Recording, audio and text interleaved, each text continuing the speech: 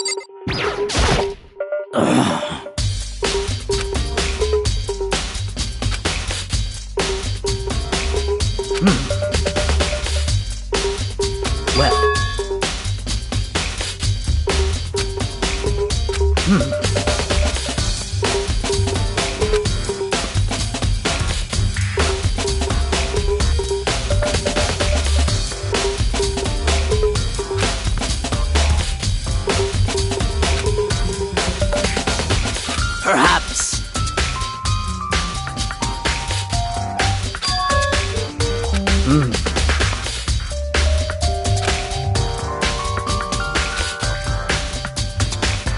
However.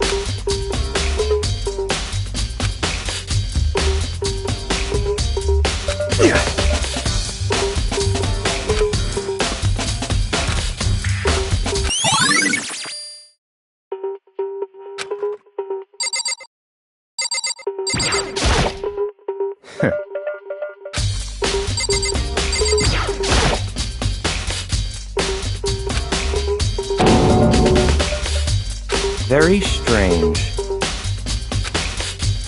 What?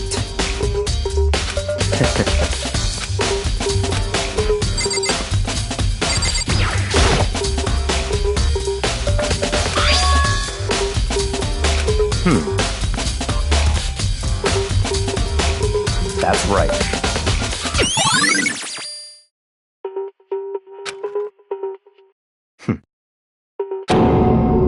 What? Let's go.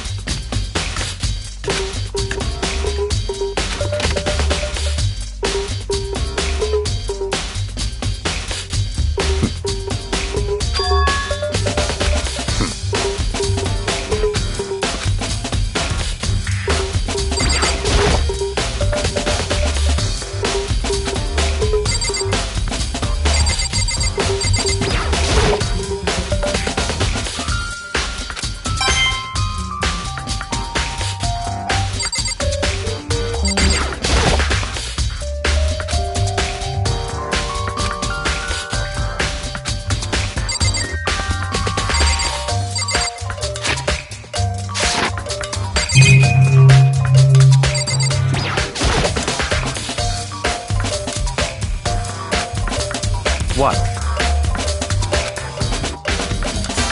Did you call for me? That's right. You need something? Yep.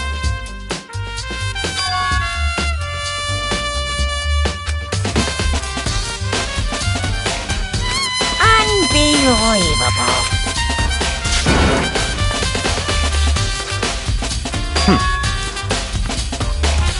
Of course.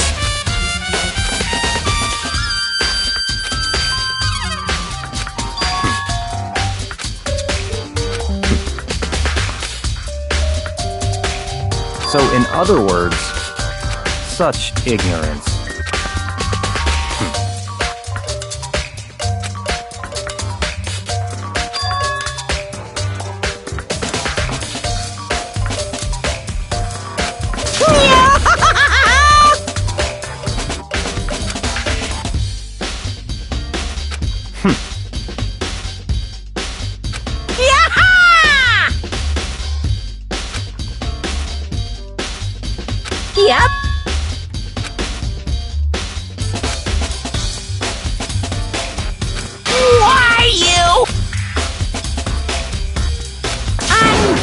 Unbelievable.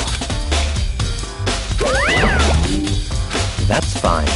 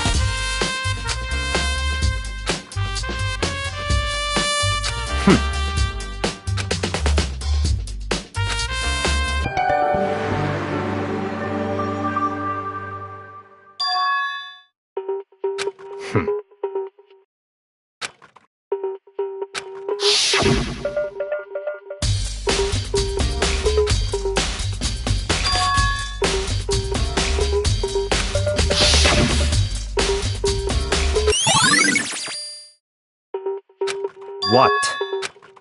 Very strange.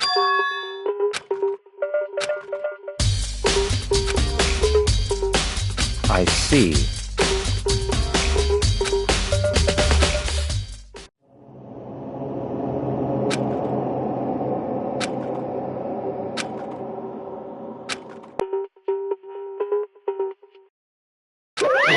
Damn it! Now I'm...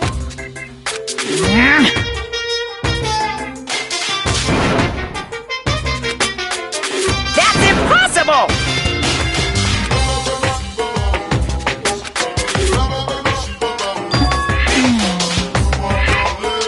I can't hear you! What?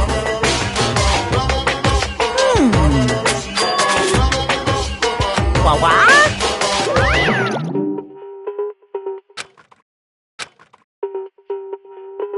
That's fine.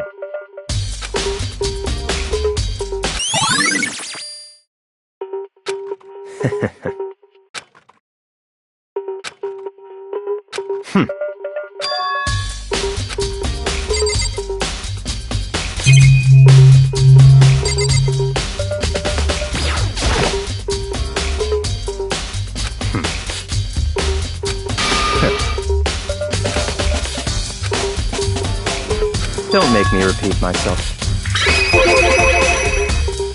What?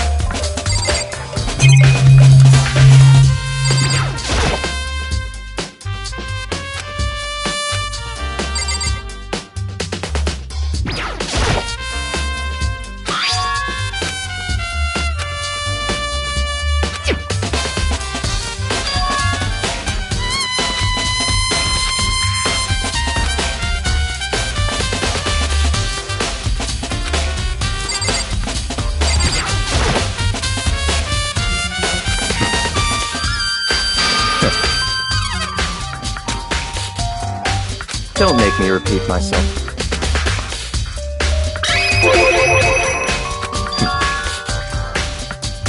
It's all clear now.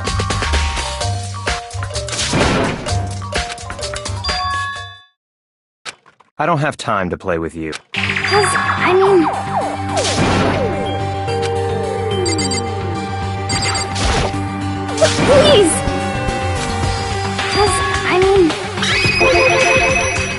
Well... Very strange. Don't make me repeat myself.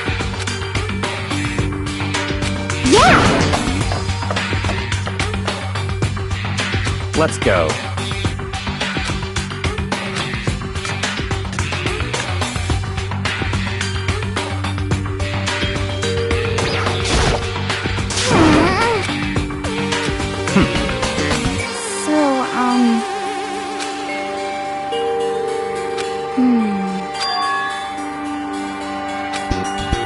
That's fine.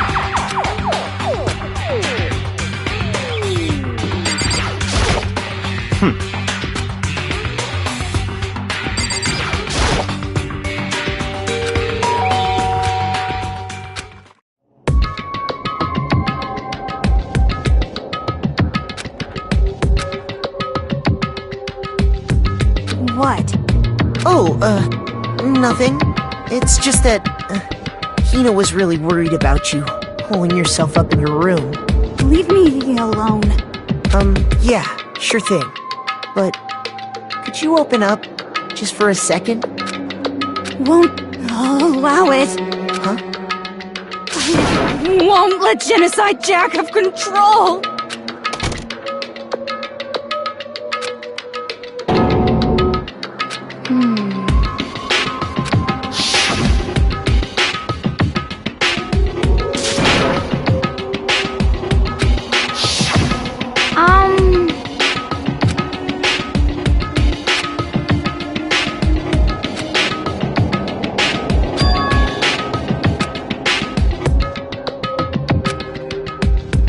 But...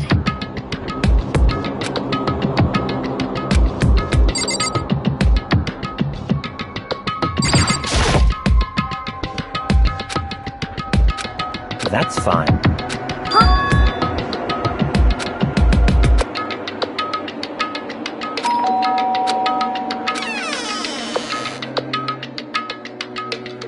What do you want? It's Byakuya.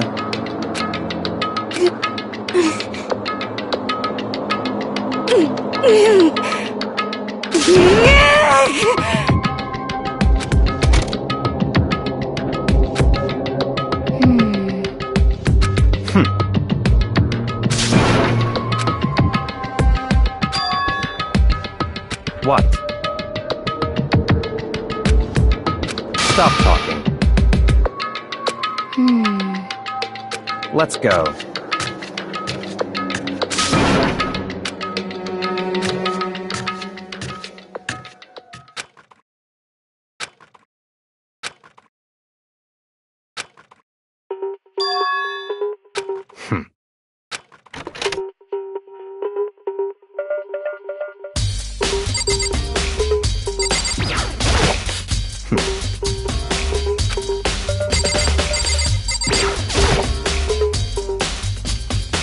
Don't make me repeat myself.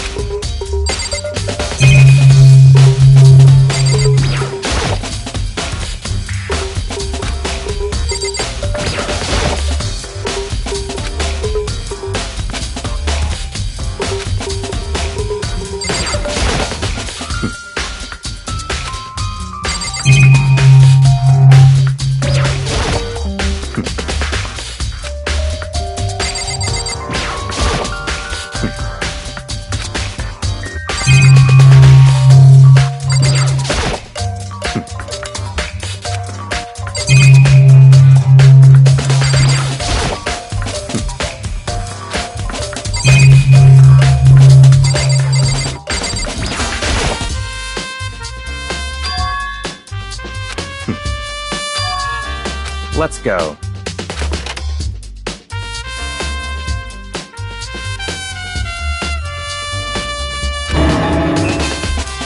So, in other words,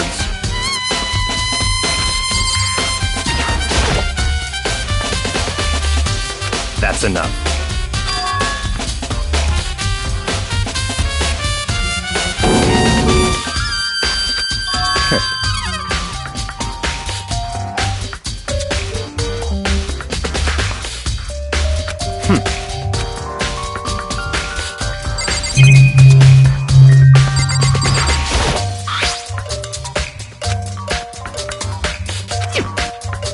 That's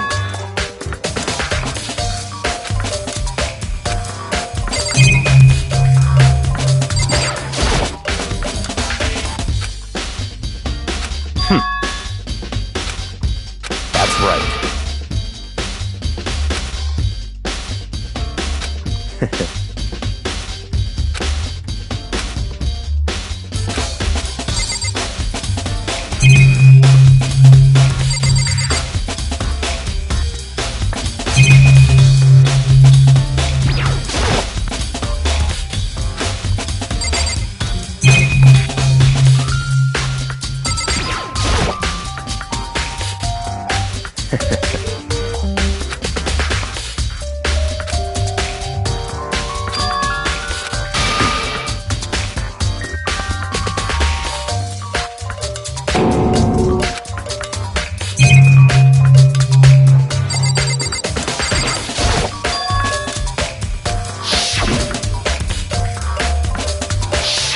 What?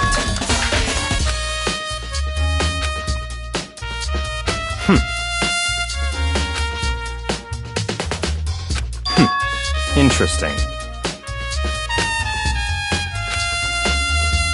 Such ignorance.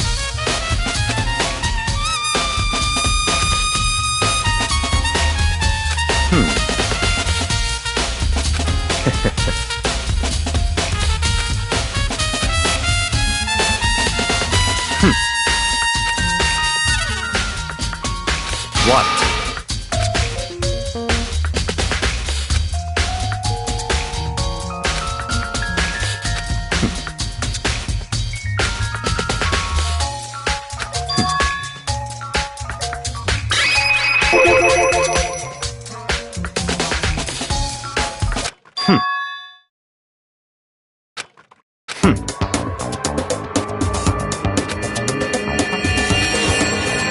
So, in other words,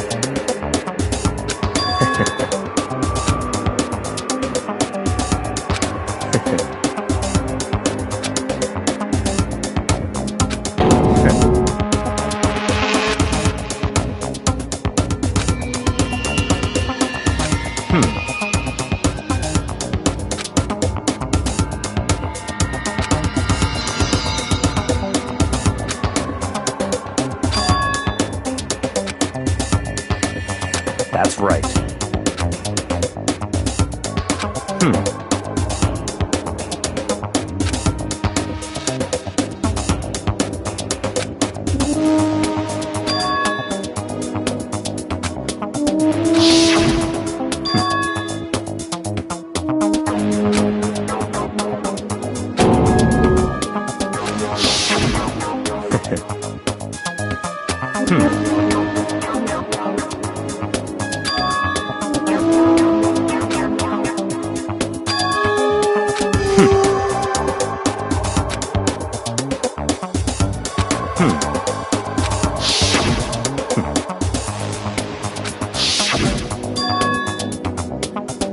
That's right. So, in other words,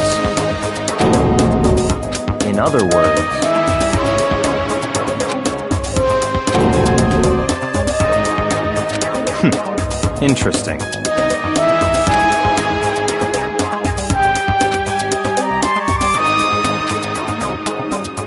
Such ignorance.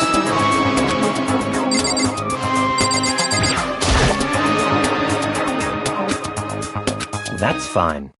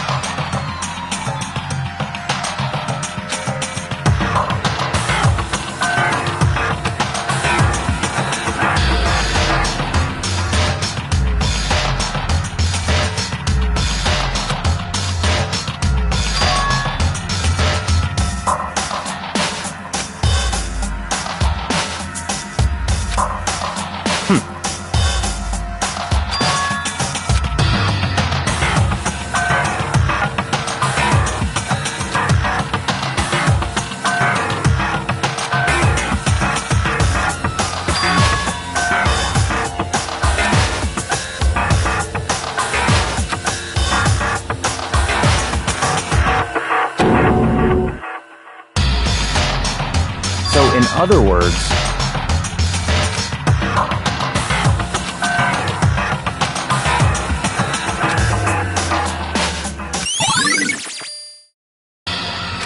Let's go.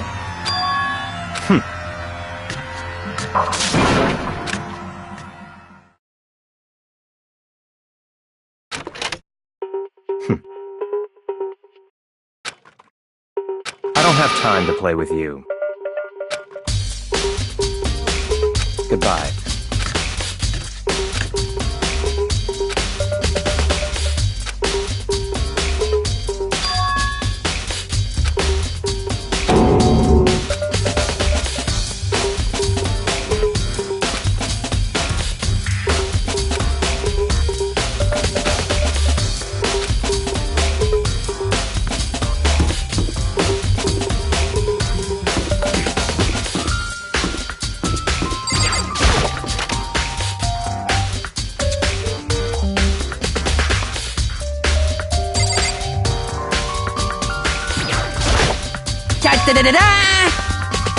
I feel as if...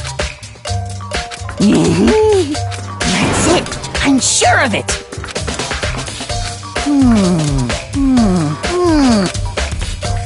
Well, it would seem...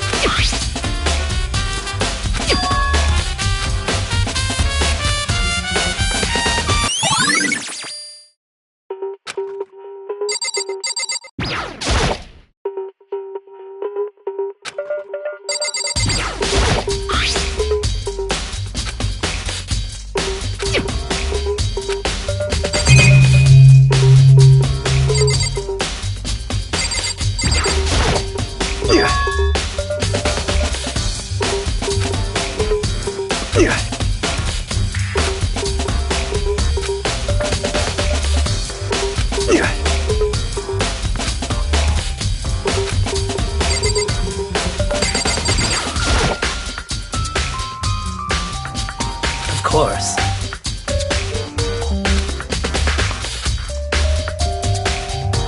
I'm sorry. However...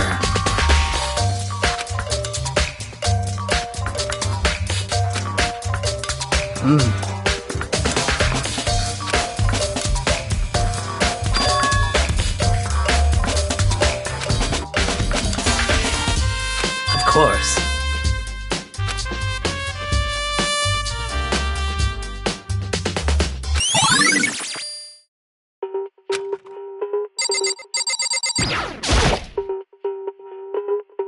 Indeed. However... Well... So then...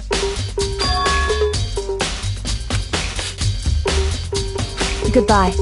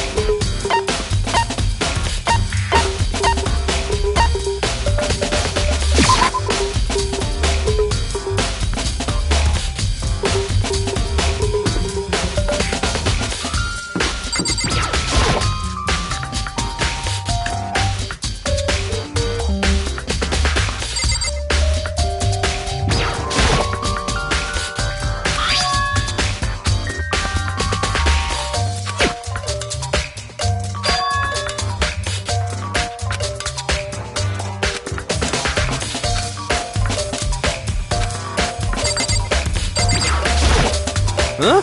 Oh!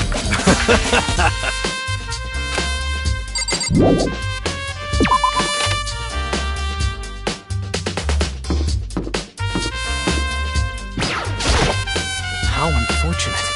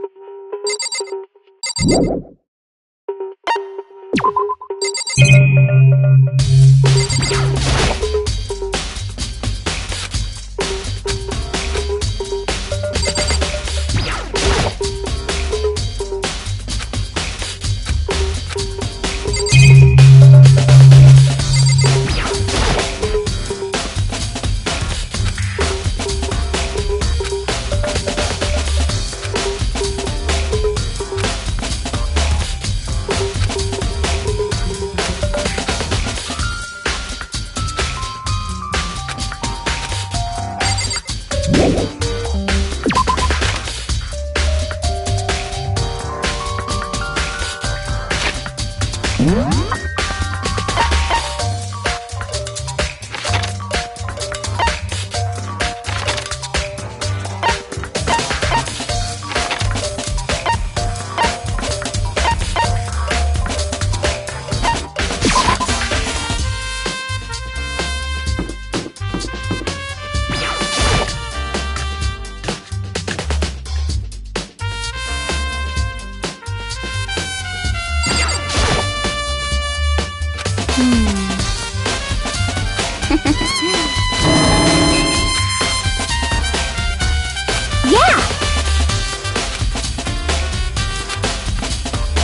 Huh?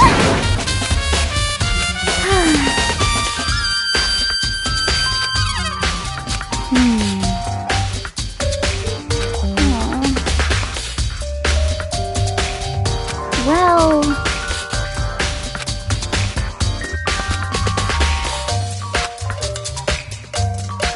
Yeah, totally.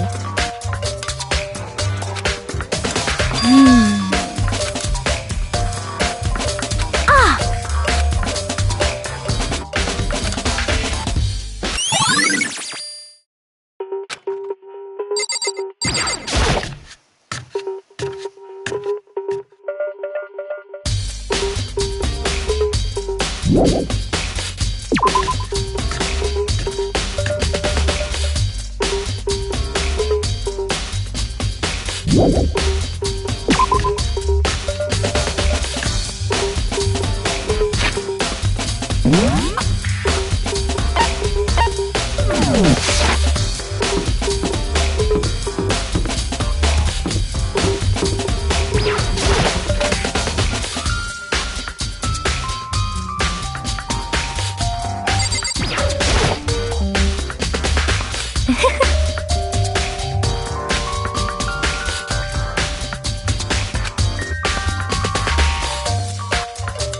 Most unfortunate.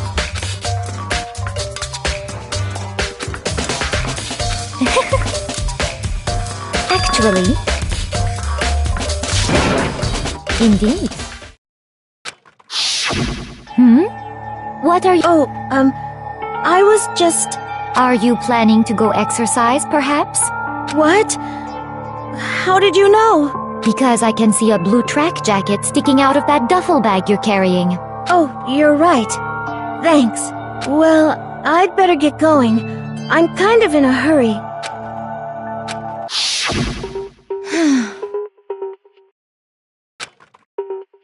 Yes, indeed.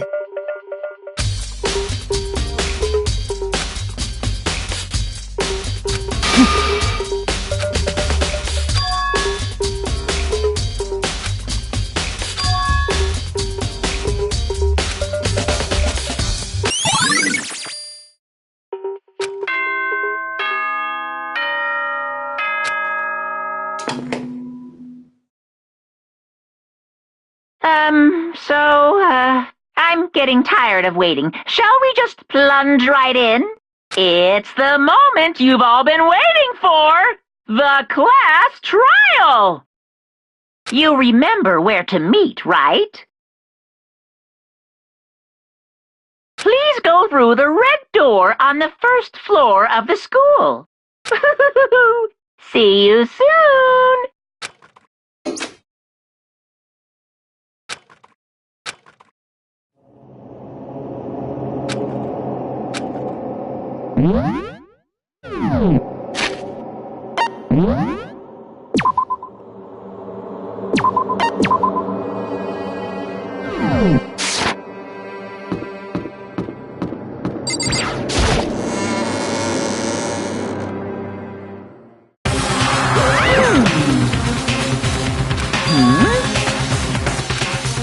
Yo.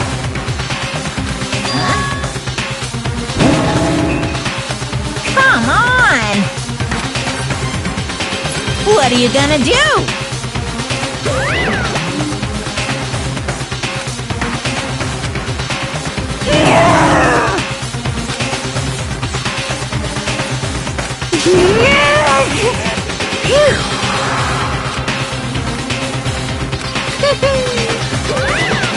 Let's go.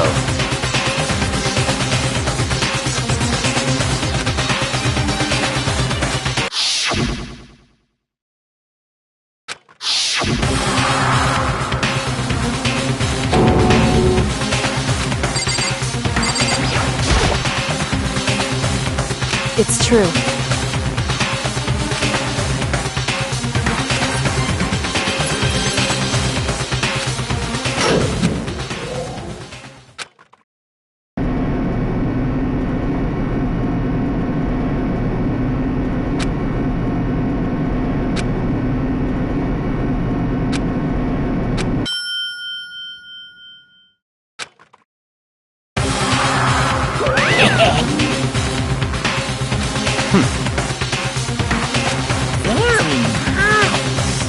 Well?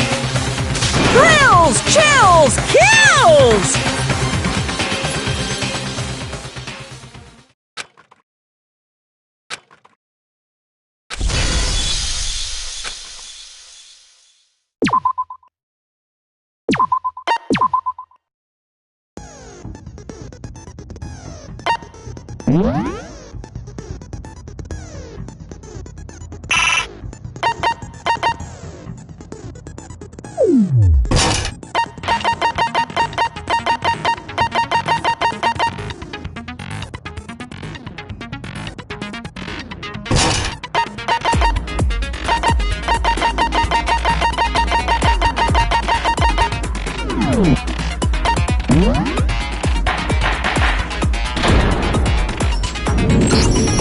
Let's begin with a basic explanation of the class trial. So, your votes will determine the results.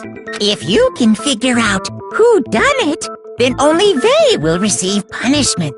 But if you pick the wrong one, then I'll punish everyone besides the blackened, and the one that deceived everyone else will graduate. Okay, then. So, first off, let's talk about the murder weapon!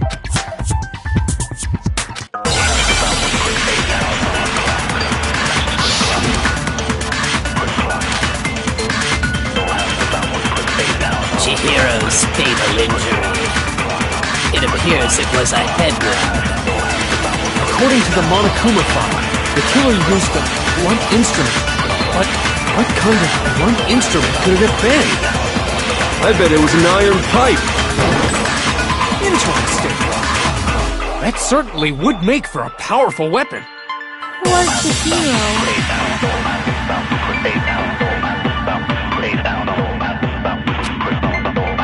Chihiro's fatal injury.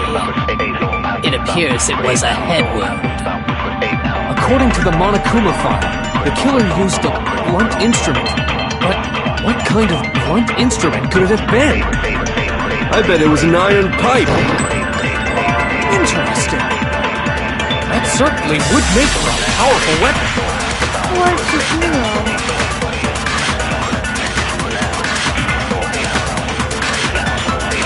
Chihiro's fatal injury. It appears it was a head wound. According to the Monokuma file, the killer used a blunt instrument. But what kind of blunt instrument could it have been? I bet it was an iron pipe. No, it's wrong.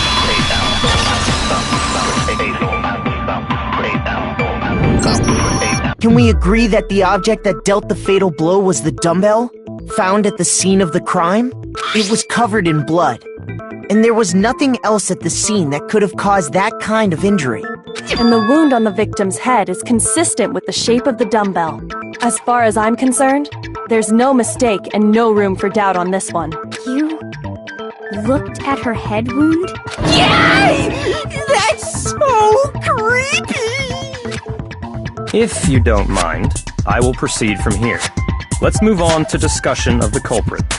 Although, I believe the criminal behind this heinous act is already quite clear. What? For real? Chihiro's killer is the fiendish serial killer, Genocide Jack.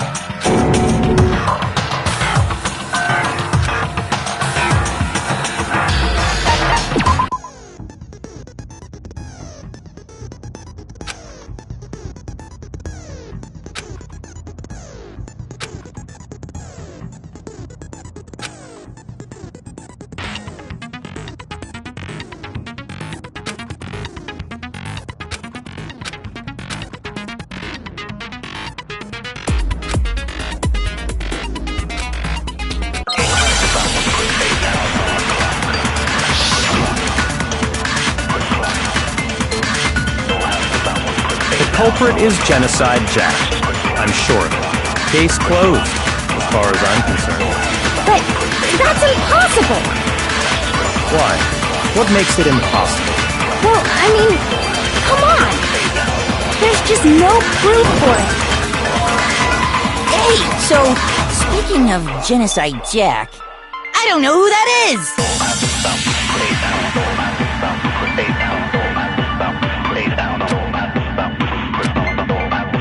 The culprit is Genocide Jack. I'm sure of it. Case closed, as far as I'm concerned. But that's impossible! Why? What makes it impossible? Well, I mean, come on! There's just no proof for it.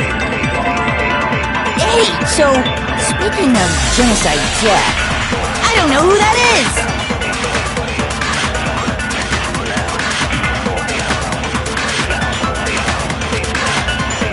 The culprit is Genocide Jack. I'm sure of it. Case closed, as far as I'm concerned. But that's impossible!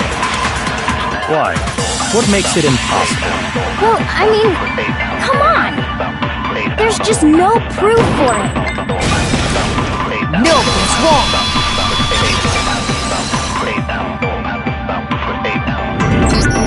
I might know one reason he could be involved. What?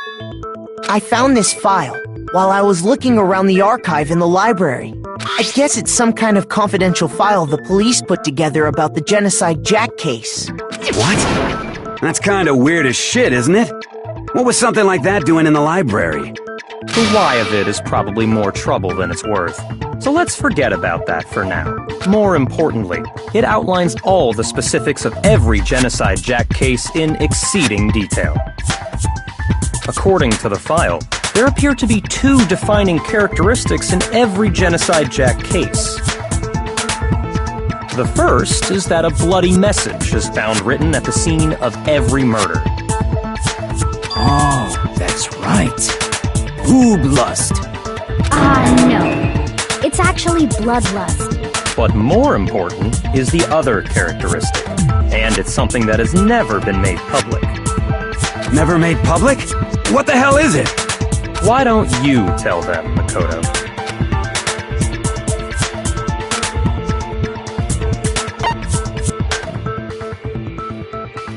I got it! Apparently, in every Genocide Jack case, the killer suspends the body in a certain way. Other than the killer, the only people who know about this are the higher-ups in the police department. However, Chihiro was most definitely suspended in the same way. So, how did the culprit know about this when only high-level police officials were aware of it? There's only one logical answer I can think of. It's because the culprit in this case is the real Genocide Jack. No fucking way! You're saying Genocide Jack is one of us? Yes, in fact, it's Toko. What? Genocide Jack's true identity is Toko Fukawa. You're right! What? Hey, okay, wait, hold on a sec. Toko has, like, bloodophobia or whatever, remember? What kind of serial killer is afraid of blood? Is Toko Genocide Jack? The answer is yes and no. Another riddle? Man, why is this gotta be so complicated?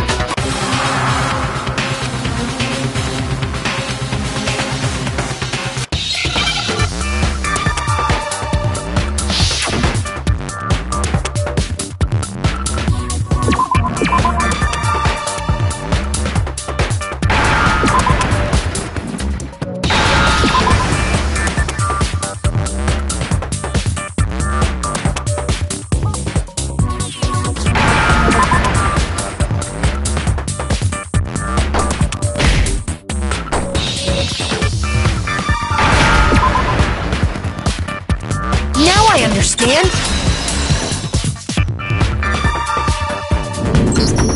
Is it because Genocide Jack has a split personality? Huh? I think I read that somewhere in the file too. They thought that the suspect might have what did they call it? Dissociative identity disorder. Oh, okay. But still, to go and say that about Miss Fukawa is... Perfectly acceptable. Toko's strange behavior after seeing the body is proof enough that she has a split personality.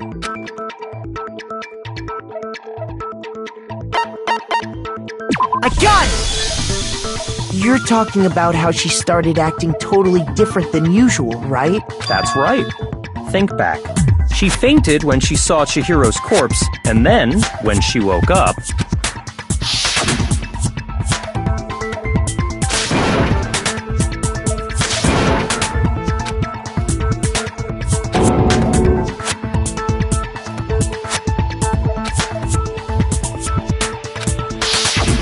She was acting funny, that's for sure. That melancholy tone of hers completely disappeared.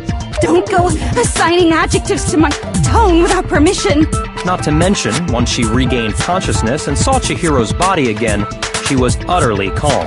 In other words, within her is one personality that can't handle blood, and one that obviously can. So when Toko trapped herself in her room, it's because she was scared of Genocide Jack?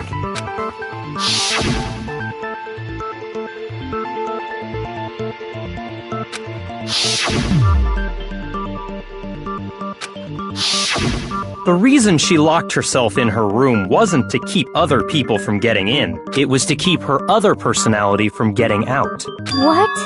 Toko was afraid. Afraid of the murderous fiend inside of her.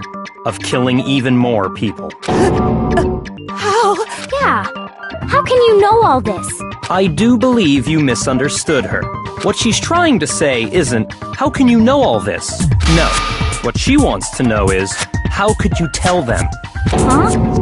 Last night, just before Monokuma gave his motive speech, Toko and I had a strange conversation. She told me a most interesting story.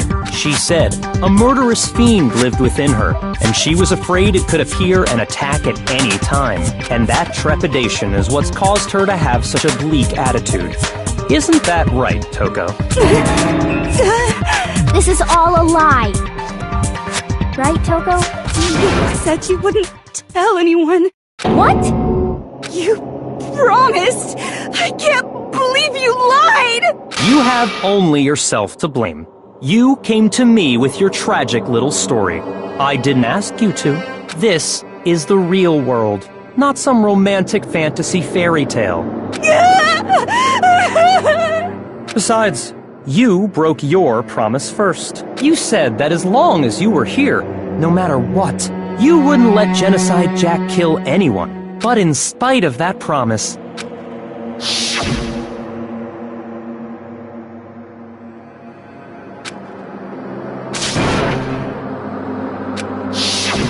You said if I kept my promise, you would go out with me. That's the only reason I promised. How many times do I have to tell you? I never said that, but you weren't able to do it. You just couldn't resist that rush you got from killing, could you? I tried. I swear I tried to control it. But your efforts were useless. What a disappointment. I hate you. Well, the opening act is nearly finished.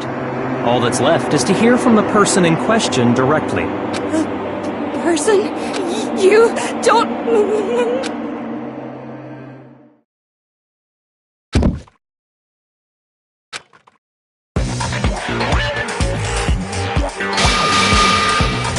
Hello there! Is it me you were hoping to see? What the heck? So you figured it out, huh? Well, whatever. What are you gonna do? I'm the ultimate murderous fiend, Genocide Jack! Or better yet, let's go with Genocide Jill! What the fuck is this? Toko, what happened to you? Not Toko, that's a loser name. And what happened is a textbook split personality. So what if one of them happens to be a serial killer? You should turn a blind eye to one's own. So intense. Like they say, sound in murderous mind, sound in murderous body. This one is so different from the one we've come to know. Yes, well, the world is composed of a front and a back humor.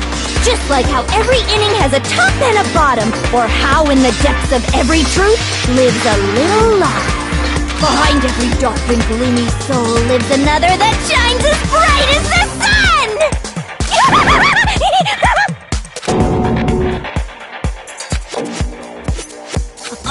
Miss Jack, Jill, can I ask you a question? What's up? Some of us might be the mastermind behind our entire situation. What are your thoughts on that? Well, I'll tell you! I am the mastermind of all masterminds! Just kidding! It's not true? Of course it's not true! How dare you try to link me to that creepazoid! And another thing, the police and government and society in the outside world are totally powerless! I mean, they just let this idiotic bloodthirsty maniac go buck wild all over town! Sure, I'm a bloodthirsty maniac, but life is pain, right? To live is to hurt other people. It's a necessary evil if you want to survive. The act of living itself causes pain for everyone. Just kidding again! This should be enough to convince you. This murderous fiend is responsible for Chihiro's death. There's clearly a motive, so there should be no doubt. A motive? Remember what Monokuma told us? If someone didn't murder and graduate within 24 hours, an embarrassing memory or secret would be revealed. Well, let's assume that Toko's secret was about Genocide Jack. If a secret like that came to light, Toko's life would have undoubtedly been forever ruined. So she had a very clear motive to never have that side of herself exposed. Interesting. Very, very, very interesting. But sorry, as much as I hate to admit it, I'm not the culprit. But I cannot imagine anyone other than you could murder someone in such a bizarre fashion. Maybe so, but nevertheless, it's the truth. Do you really expect any of us to believe you? Yeah. I could never believe a word you say, you monster!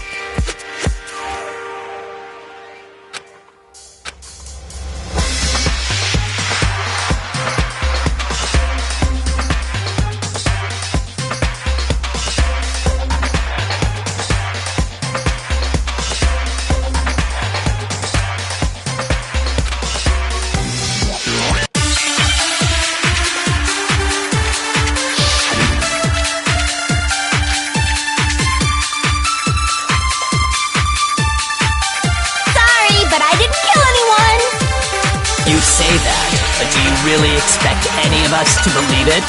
Perhaps if you had an alibi, that would change things. Oh, an alibi, huh? Now we're talking! When you compare your past murders to this incident, the modus operandi matches completely. What more proof do we need? Give it up. You killed her.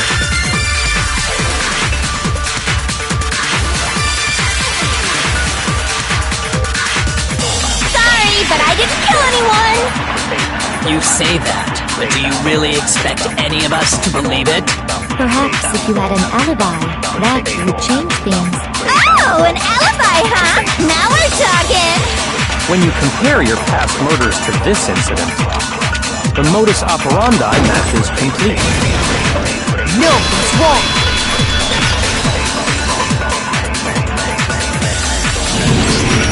Are the methods of murder really exactly the same? I'm not so sure about that.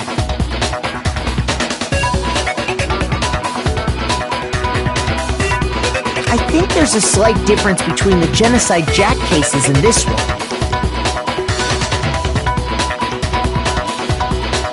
Huh? How is it any different? Uh-oh, you don't know?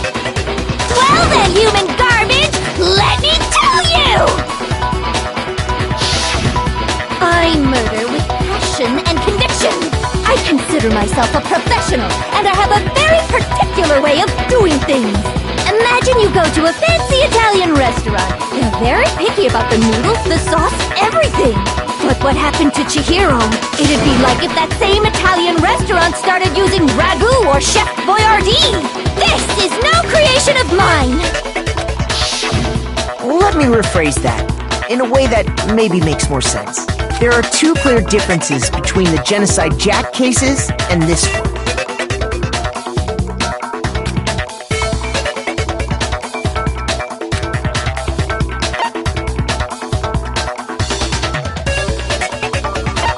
I got it! For one, the cause of death is different. In the Genocide Jack murders, all the victims were killed the same way. According to the case file, they were all apparently killed with a pair of scissors. But Chihiro died from a blow to the head, right? Ah, yes. That is remarkably different from the other murders. Wouldn't it be strange for someone who kills the same way without fail to suddenly change their method? And there's more. One more conflicting detail. That's right! In my recipe of murder, if the bloody message is the tortellini, then the arrangement of the body would be the pesto sauce! Could you please stop comparing killing people to cooking? So, are you saying the other difference has to do with how the body was arranged?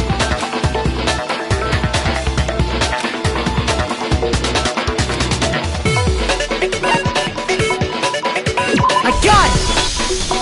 Do you remember what the killer used to suspend her? They used some kind of rope to hang her up by her wrists. What is your point? Well, in all the previous Genocide Jack cases, something else was used to suspend them. Specifically, pairs of razor-sharp scissors. And guess what? I used my own specially designed scissors for the murders and the arrangement! Like I said, I'm a professional, so naturally I'm very picky about the tools I use. And you know what else? Big Mac said there's two differences, but he's wrong. Big Mac? Are you referring to me? Listen up, Big Mac! There's actually one more difference! Huh? My word, you really didn't notice? Take a look at who the victims were in each Genocide Jack case. There's a pattern there, just waiting to be discovered. Pattern? Figure that out, and it'll be plain as death why I couldn't have possibly killed that little lolly girl.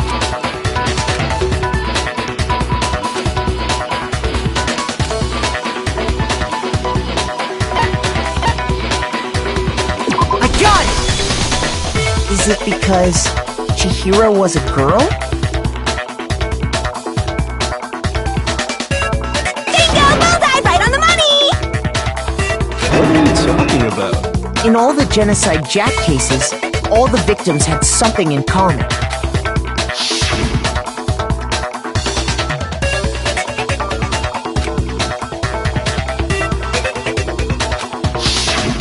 They were all guys? That's right! The people I killed with such passion and conviction are all adorable little men! I can't believe I said it! I'm so embarrassed! The hell is wrong with you? I can't help it! I'm just a full-throttle boy-on-boy fangirl! And the mopey side of me just hates it! But now I'm on the fast track to becoming a full-fledged fan madam! So since Chihiro was a girl and not an adorable little man, you wouldn't kill her? Would an Italian chef suddenly start making ramen just because they're both noodles? Don't be stupid. I have too much passion and conviction to cross that line. That's the absolute reality of a one and only. We get it. You've clearly explained your hobby and your philosophy. But that's not all there is to it. It's a different matter entirely.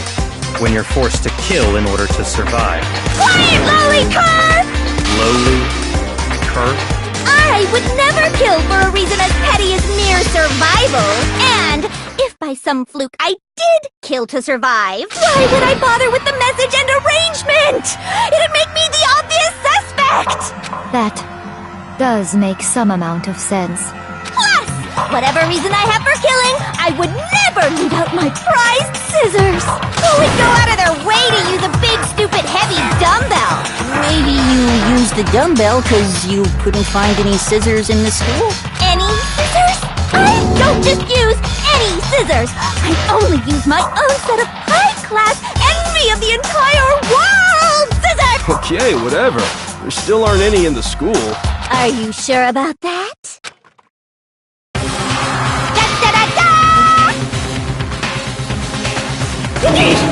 She's fully equipped! That's right! So I can go anywhere, anytime! Why would I resort to dumbbells or rope when I have my trusty scissors by my side? Go ahead, tell me I'm wrong! You can't, can you? Gutter dogs, all of you! Not to mention, I have no clue how to tie a good knot! The rope's totally out of the question anyway! I have no idea what's going on anymore! Could such a heinous villain really be innocent? But the body really was suspended, right? And nobody but the police knew about that. Yeah! That's why we figured it had to be the real deal, and not some copycat killer or whatever.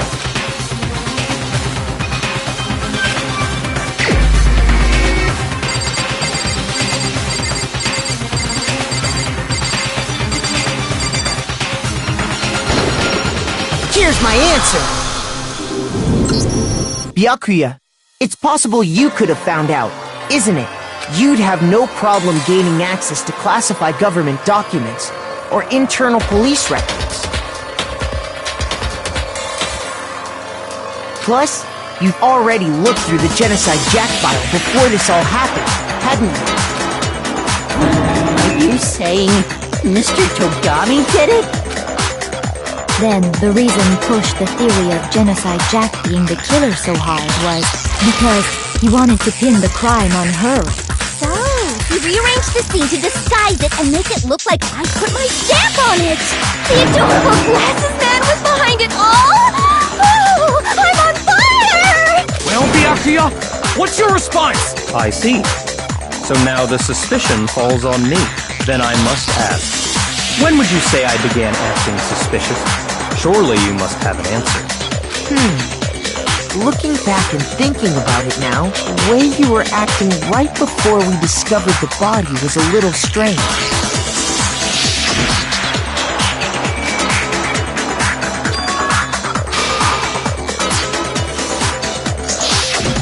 You wanted to go to the girls' locker room right away, right? But since you're a guy... I should have naturally thought of the boys' locker room first. Is that what you want to say? The victim was Chihiro, a girl. Hence why I said we should check the girls' locker room. Nothing strange about that, I'd say. On the contrary, there's something very strange. Okay then, what's so strange about it? Go ahead, share with the rest of the class.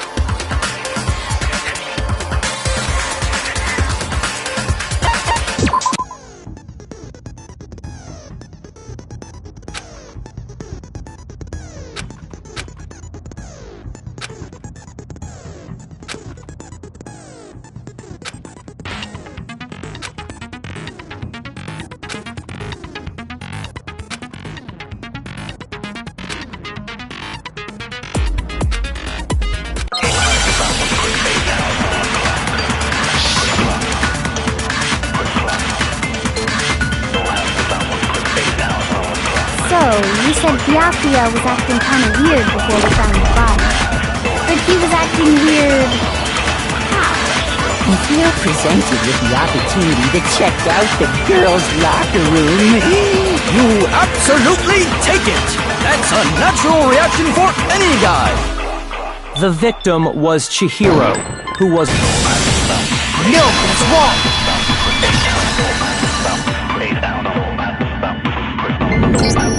I'll tell you what's so strange about that, because up until we actually discovered the body, we couldn't have known who the victim was. So your claim that you went to the girls' locker room first because Chihiro was the victim doesn't hold up. I see. That's a good answer, I must admit. Interesting. Very interesting indeed. But your reasoning is still too weak. Huh? What's wrong? Is that it? Surely you've got more than that. Go ahead. Show us.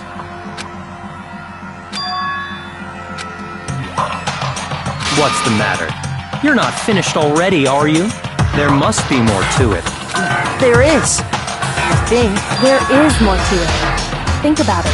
We just talked about the differences between this case and past Genocide Jack incidents. The proof you're looking for is hidden in there. Oh? Proof that I'm the culprit, you mean?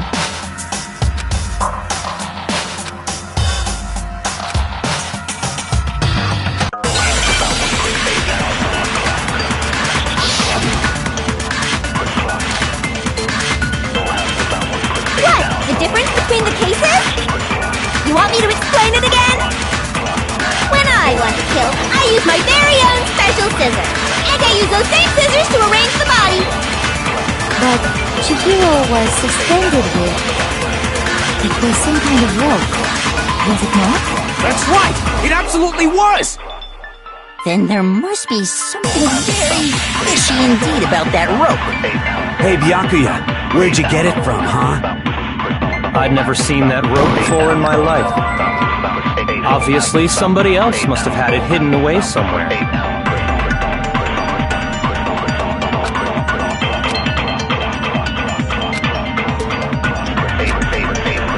What? The difference between the cases?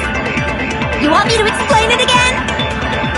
When I want to kill, I use my very own special scissors. And I use those same scissors to arrange the body. But Chihiro was suspended with... It was some kind of rope, was it not? That's right! It absolutely was! Then there must be something very fishy indeed about that rope. Hey, Byakuya, where'd you get it from, huh? I'd never seen that rope before in my life. No, it's wrong!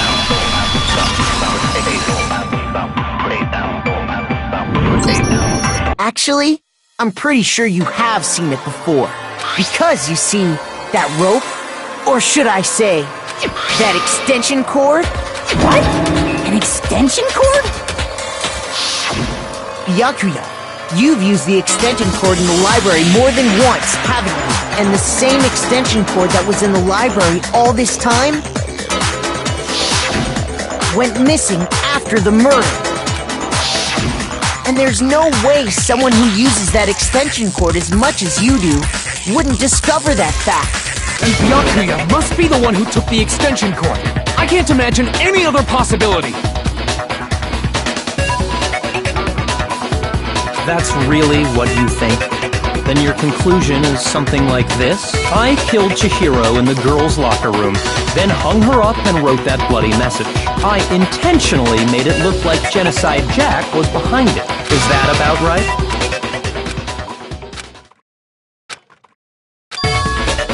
What's wrong? I asked you if you think that's what happened. Hell yes, that's what happened. So that's it, right? Byakuya's the killer. I don't disagree with not disagreeing. He kept calling this a game, right? So he'd be totally willing to do something like this to win. Sorry, but could we hold on just a second? I think we need to talk about this a little more. Do we really need to? We've already decided who did it. I know, but still, there's something that's still bothering me. Is that right? And what, pray tell, is still bothering you? I killed her in the girls' locker room, then disguised my crime. Specifically, I dressed it up to make it look like it was the work of a homicidal psychopath. What about all that bothers you?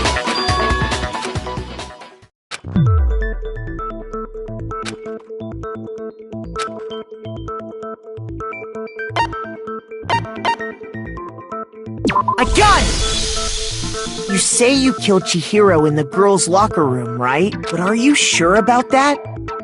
Isn't it possible that the murder took place somewhere else? How disappointing. What kind of question is that?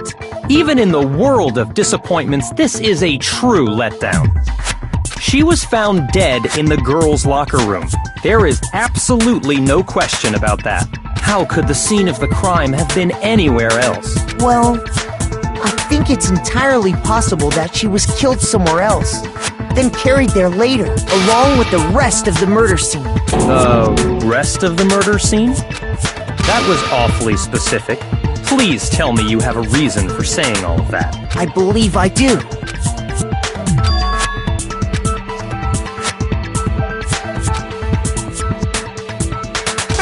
Don't just move on without permission! What do you mean she was killed somewhere else? Come on, Makoto. If there's any chance the murder took place somewhere else, let's see the proof.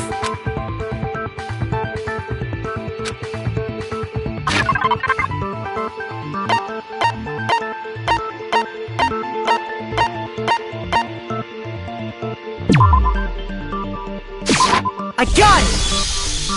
The proof that she was killed somewhere else is the poster that's hanging in each locker room. Your proof is some posters? The poster in the girls' locker room was a picture of a big-boobed supermodel. But don't you think that's kind of strange? Why would the girls' locker room have a poster like that? I bet those massive jugs of hers were totally fake! Meanwhile, the boys' locker room had a poster of the super popular boy band Tornado. Again, that doesn't really seem to belong in a boys' locker room. So you're saying that maybe the posters were switched? And there's one other thing I noticed about the locker rooms. You know what I'm talking about, right, Sakura? You're referring to my protein coffee, aren't you?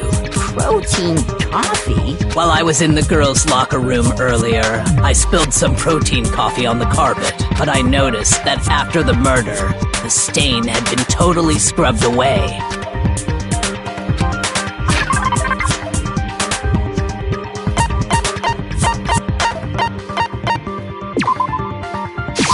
I got it! The stain on the girls' locker room carpet wasn't scrubbed away. In fact, I found it on the boys' locker room carpet. That's definitely the stain from my protein coffee. Then, does that mean that the carpets were switched too? But why would anyone do that? To move the murder scene from one locker room to the other. It's certainly plausible, don't you think? In other words, in order to completely swap the scene of the crime, the blood-stained poster and carpet were moved along with the dead body. By doing this, the killer was able to change the entire room where the murder took place. I can certainly follow your reasoning, but why would the culprit bother doing that? Huh? Why would they go through all that trouble of switching the scene of the crime? Actually, an even bigger question. If the murder did take place in the boys' locker room, then how did Chihiro get in the boys' locker room in the first place?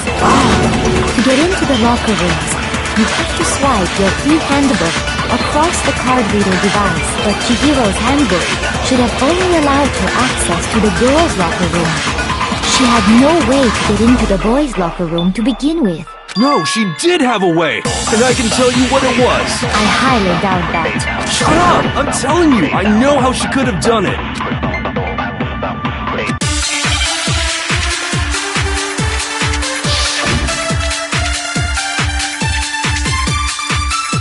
Is it really possible? Could Chihiro really have gotten into the boys' locker room somehow? I got it! She must have hacked her e-handbook! She was the ultimate programmer, after all. I'm sure that would have been no problem for her. No, I don't think that's it. She used the thing that was in the main hall. Huh? What thing? I'm talking about Leon's handbook, of course. If she had that, she could get into the boys' locker room no problem.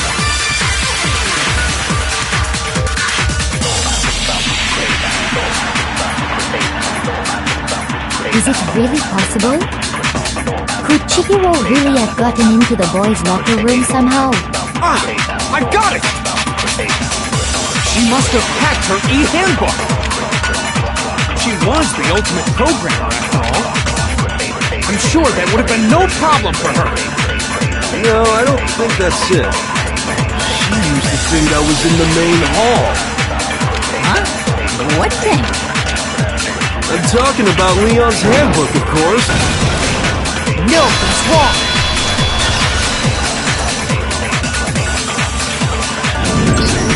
No, I don't think Chihiro used Leon's handbook. Why not? Because Leon's handbook was broken. Oh. Well, then, yeah, I guess that'd be pretty impossible, huh? I am struck silent by how quickly you gave up. Plus, isn't there a regulation against using someone else's handbook? Actually, the rule states that loaning your handbook is prohibited. It says nothing about borrowing one. In other words, you could borrow a dead person's handbook all you want, and you'd be safe. Yup, yup, yup! Hit the nail square on the noggin!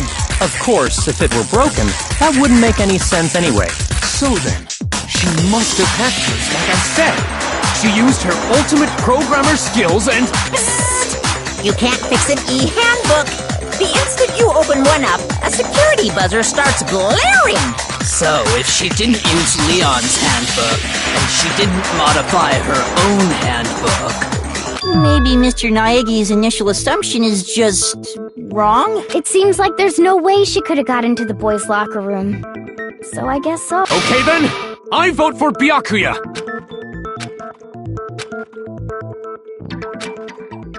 Hold on a second. I agree with you, though.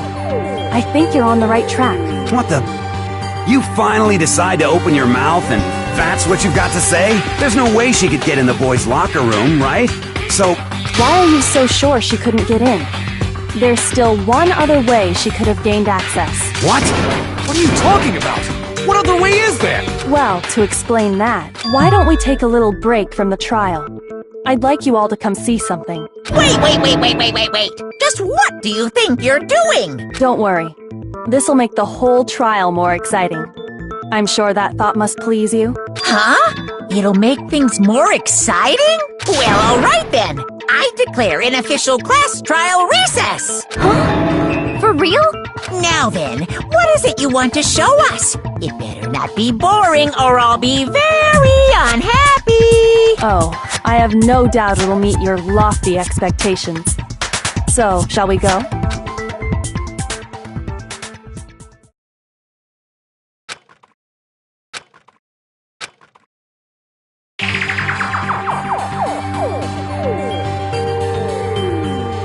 The girls' locker room? We've already searched this place top to bottom! What are you trying to pull, Missy? I'd like you to examine the victim's body one more time. Be sure to examine the entire body very carefully. Take your time. Examine her carefully? Like using our hands? No, wait! It's probably best if I don't run my hands all over a girl's dead body. It's not that I'm creeped out or anything, it's just... based on religious grounds, you know? Very well. I'll do it. But you're a girl. You shouldn't have to touch a dead body. Just let one of the boys do it. No, it's okay. I think Chihiro would rather have a girl examine her. So just leave this to me. Sakura. What is this? Some kind of secret girl-on-girl action? Is that what you two are about? That's not it at all. Stop screwing around. Okay, here I go. I'm sorry, Chihiro. Please excuse the intrusion. Be sure to check her entire body, and I believe we will solve this particular mystery. Her entire body? I know you say that, but... What? This is... What is this...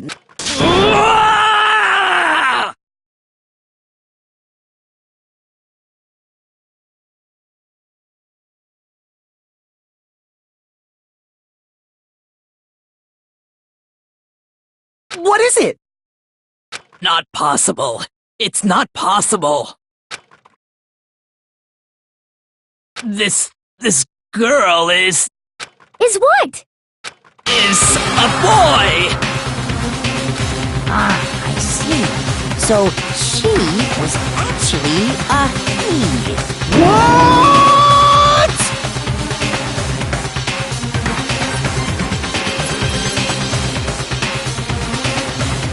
You're joking, right? I wouldn't joke about this. It's really true? Chihiro was... a guy? Oh, what? You guys didn't know? Heck, I knew that right off the bat. Chihiro Fujisaki was totally a guy. He was a cross-dresser? Oh, I'm really on fire! I wish I had killed him! So that's what Kyoko wanted to show everyone, huh? Interesting. Yes, that certainly does make things much more exciting. Now let's ride this wave of excitement back to the courtroom and get back to the trial. I do apologize for keeping you waiting. Now then, let's resume the class trial. We've all just learned of the shocking revelation that Chihiro was actually a boy. Let's pick up from there. Yes, well, I don't know his reason for hiding it, but the fact is, Chihiro was not a girl, but a boy.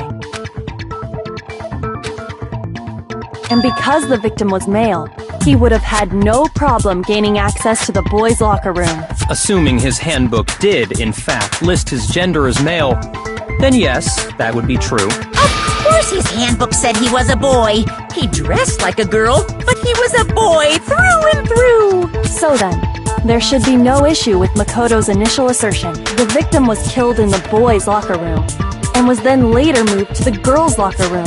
And the killer could have easily used Sayaka or Junko's handbook to get into the girls' locker room. So Chihiro really was killed in the boys' locker room? I still don't understand the motive for moving the body, but yes, that does seem plausible. Well, I must admit, I did find it rather odd. I knew he felt a little off. There was a certain incongruity to his female body. This is the most titillating situation! So now everything has been connected.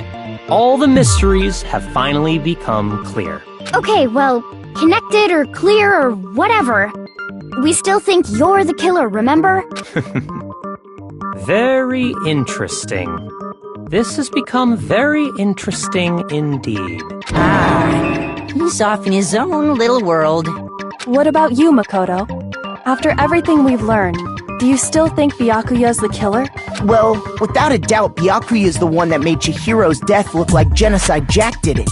But I think he might not actually be the killer after all. What? But aren't you the one who accused him in the first place? He just seems to be too easygoing about all this. Like he's enjoying us solving the mystery. The way he's acting, it makes it seem like it doesn't have anything to do with him. And you think that might be because it doesn't have anything to do with him? Plus, the evidence he left behind was a little too... how can I put it? Overt.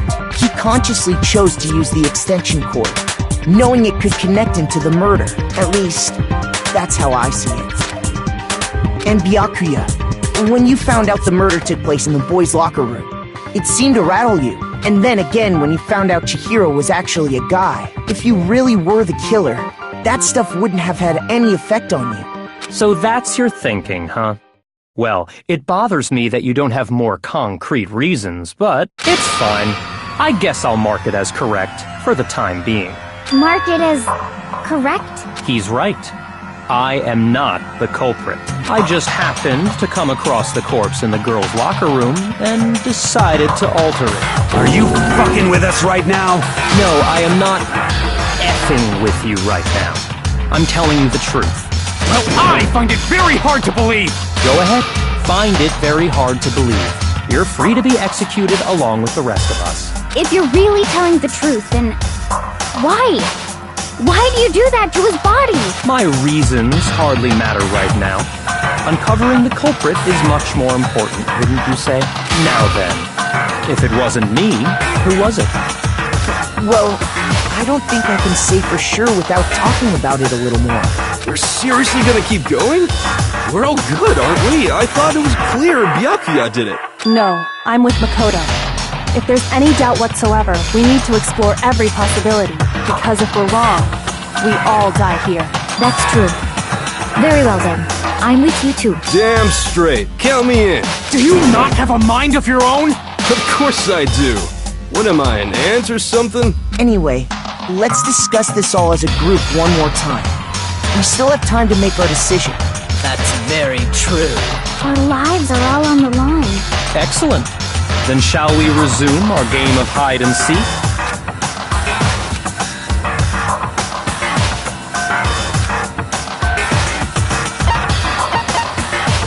I got it!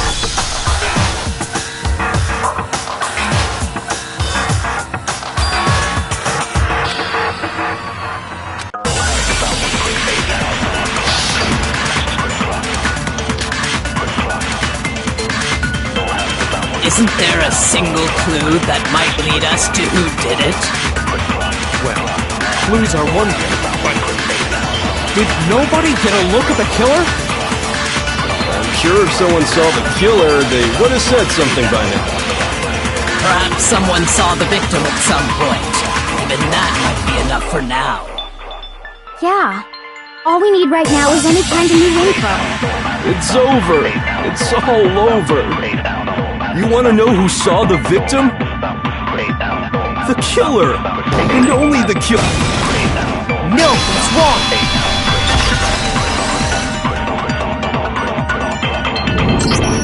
I believe someone else did see the victim before he was murdered.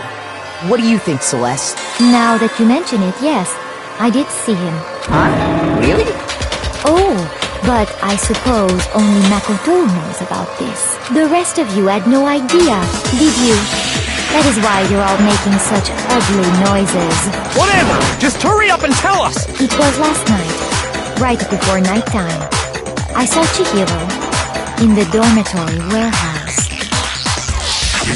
I saw him stuffing a track jacket into a duffel bag, and then, I assume, he headed off to exercise. Track jacket and a duffel bag?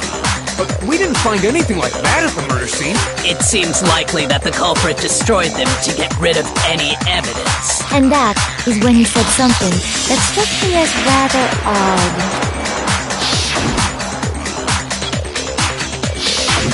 Chihiro told me he was in a hurry, but why would he be in a hurry? Only if someone were waiting for him, I should think. So, Mr. Fujisaki was on his way to meet with someone, and then they were going to work out together?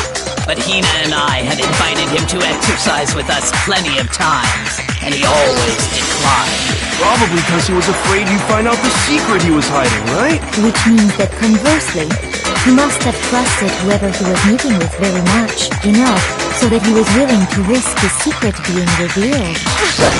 What a marvelous friendship! The point is, whoever he met up with is the culprit, right? So we just gotta figure out who it was. But knowing what we know, I can't even guess. No, you already have what you need to make the connection. Huh? You know who the killer is. Seriously? Who is it? Who's the killer? Think back to the track jacket and duffel bag the killer disposed of.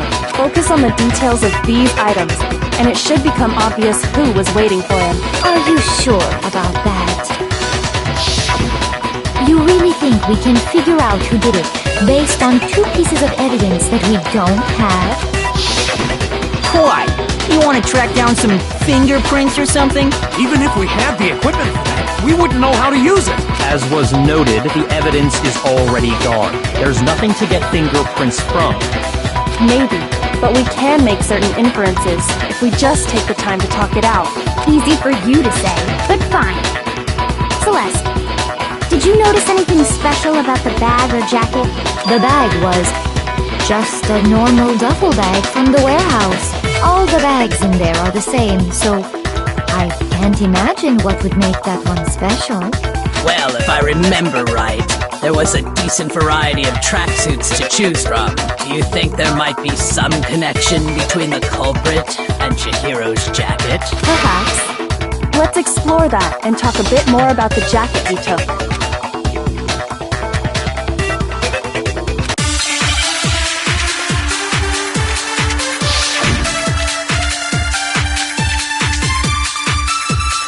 First of all, we know where Chihiro was headed.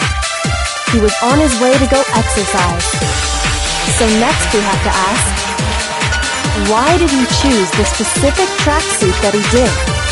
What do you mean, the specific tracksuit? I got it! He picked that tracksuit because it matched the one the culprit was wearing. So, what you're saying is, the killer was wearing the same blue tracksuit as him? No, it's wrong!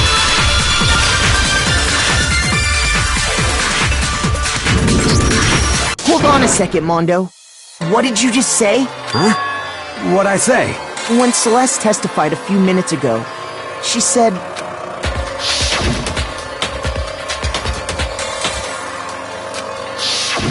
She never said anything about the jacket's color, so why did you say Chihiro's blue tracksuit? What are you...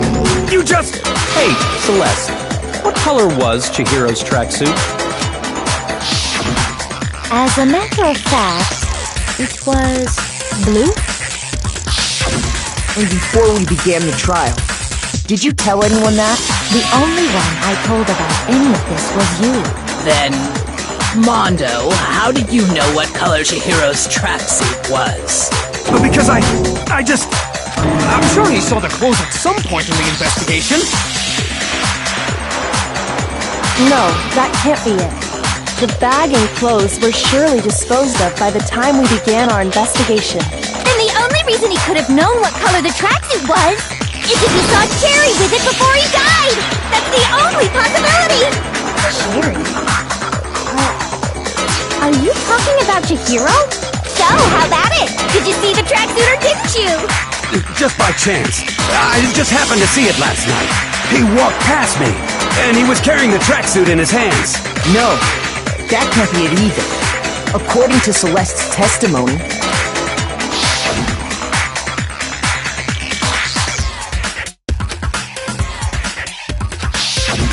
when Celeste noticed it, Chihiro made a point of making sure the jacket was completely in the bag. If you just ran into him briefly, you couldn't possibly have seen what color the tracksuit was. It would appear you've dug your own grave. Perhaps. But you handed him the shovel, didn't you? That's why you said what you did. Focus on the tracksuit and it'll be obvious who he met with? What a bunch of nonsense. Ah, now I understand. It was all one big bluff, wasn't it? Your true intention was to draw a slip of the tongue from the culprit. That's why you said you knew who did it, to put them on edge. That's right. However, Mondo was my target all along. I had my suspicions about him from the very beginning. But why? What made you so suspicious? That's a good question.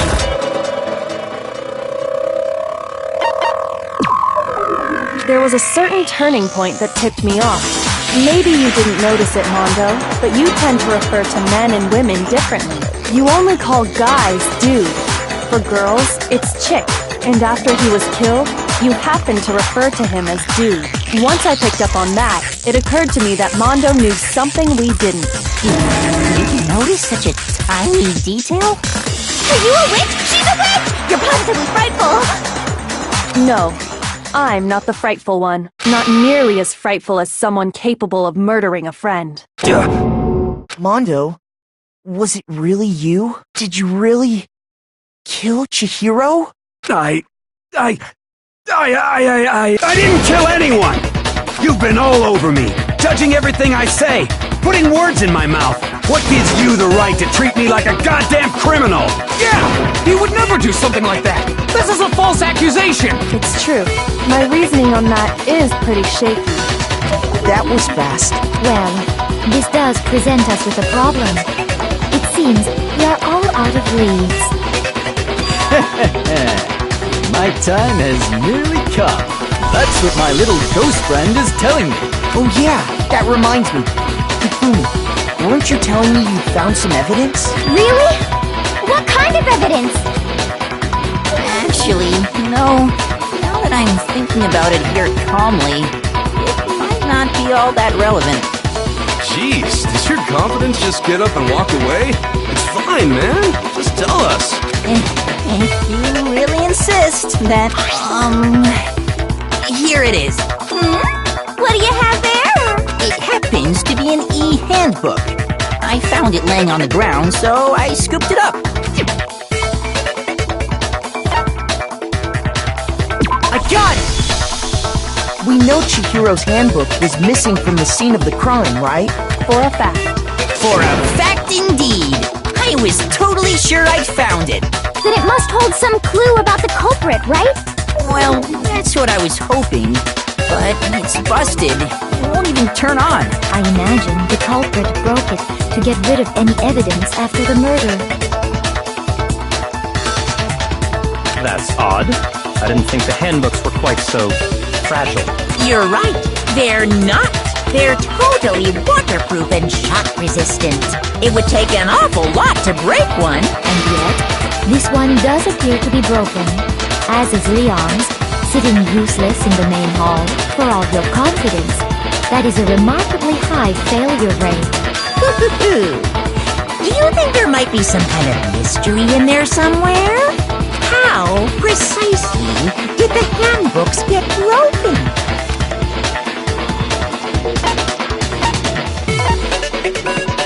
I got it! You already told us before that the handbook has one weak point, didn't you? Yeah! You remember that? Sure, maybe I let that slip, but I never told anyone what the weak point actually was. But if the handbook is supposed to never break, and two of them broke in quick succession, then we can only assume that someone's figured out its weakness. You know what the weakness is, right, Monokuma? So, what is it? Huh? You're asking me? I think it's a necessary piece of information if you want this to be a fair trial. But if I tell you, and someone else decides to copy it, that would be very not good. Just tell us already! Why would we want to break our own handbooks?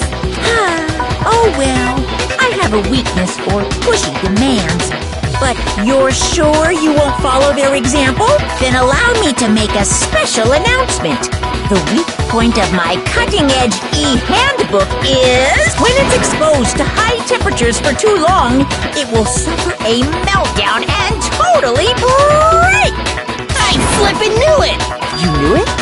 Yeah, because I found the handbook laying on the floor of the sauna. The temperature in the sauna can reach over 200 degrees. Strange how you don't get burnt, huh?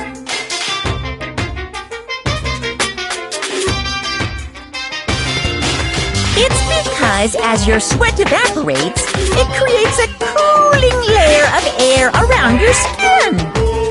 If the hot air of the sauna were somehow pushed directly onto your skin, you'd definitely get fried.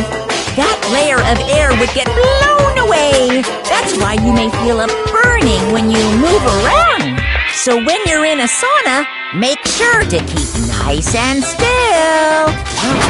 Interesting. I learned one new fact today. That is a mere trifling speck of knowledge. Anyway, if you found the victim's handbook in the sauna, then the killer must have been purposely trying to raise its temperature in order to break it.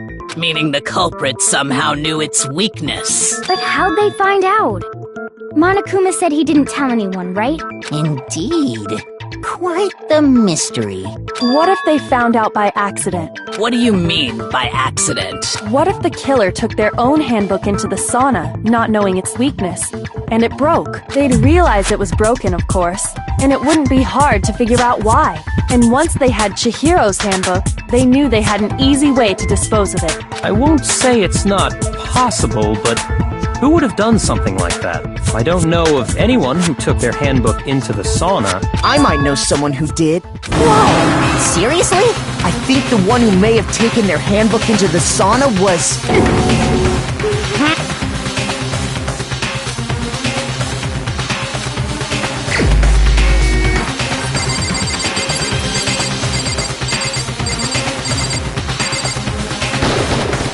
Here's my answer! Mondo, your handbook got broken in the sauna, didn't it? What? Why? Why do you keep accusing him? Mondo and Taka had an endurance contest in the sauna not too long ago, remember? And for the contest, Mondo just so happened to keep his school uniform on. But little did he realize, he'd also left his handbook in one of his uniform pockets. And when it was all over, Mondo discovered that taking your handbook into the sauna could easily destroy it. No, wait, hold on! You've got it all wrong! He would never kill! I don't accept this! Show me the proof! The actual solid proof!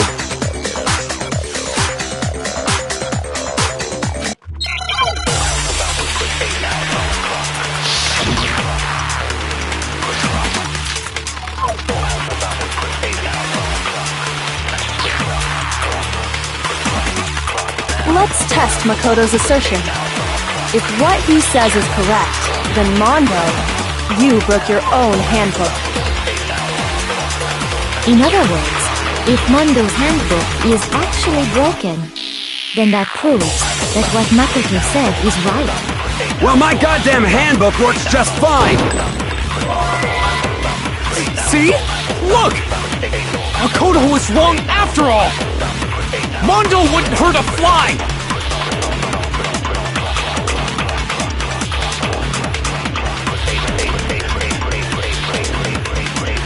Let's test Makoto's assertion.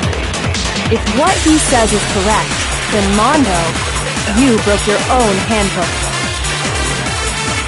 In other words, if Mondo's handbook is actually broken, then that proves that what Makoto said is right. Well, my goddamn handbook works just fine! See? Look! Makoto was wrong after all! Mondo wouldn't hurt a fly!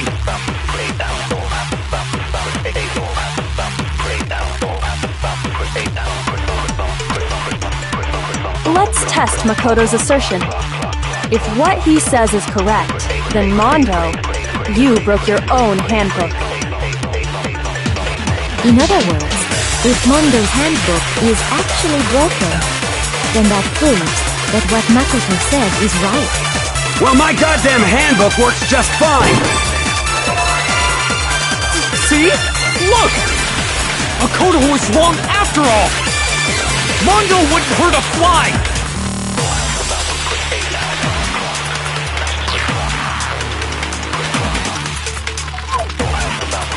Let's test Makoto's assertion.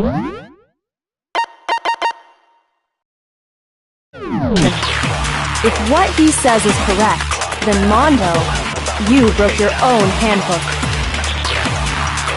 In other words, if Mondo's handbook is actually broken, then that proves that what Makoto said is right.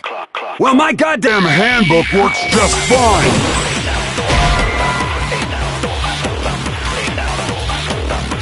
Shoot! Let's test Makoto's assertion. If what he says is correct, then Mondo, you broke your own handbook. In other words, if Mondo's handbook is actually broken, then that proves that what Makoto said is right. Well, my goddamn handbook works just fine! See? Look! Makoto was wrong after all!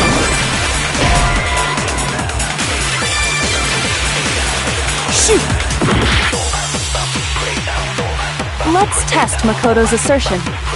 If what he says is correct, then Mondo, you broke your own handbook. In other words, if Mondo's handbook is actually broken, then that proves that what Makoto said is right. Well, my goddamn handbook works just...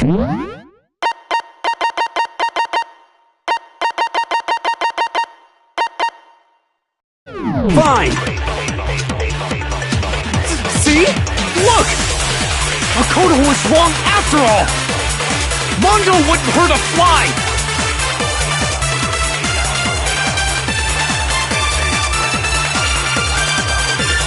Let's test if what he says you broke your own. In other words, if then that proves. Well, my goddamn handbook works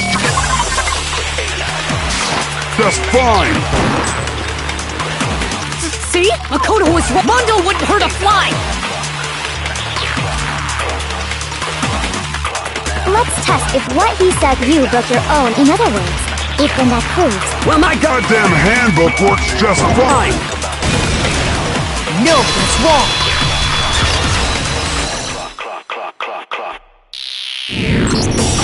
Mondo, the handbook you have right now, is it really yours? The fuck is that supposed to mean?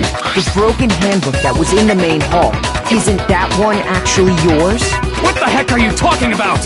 What I mean is, I think Mondo swapped his handbook out for one that actually works. I think he took Leon's handbook and replaced it with his own. After all, Monokuma said himself that Leon's handbook never should have broken.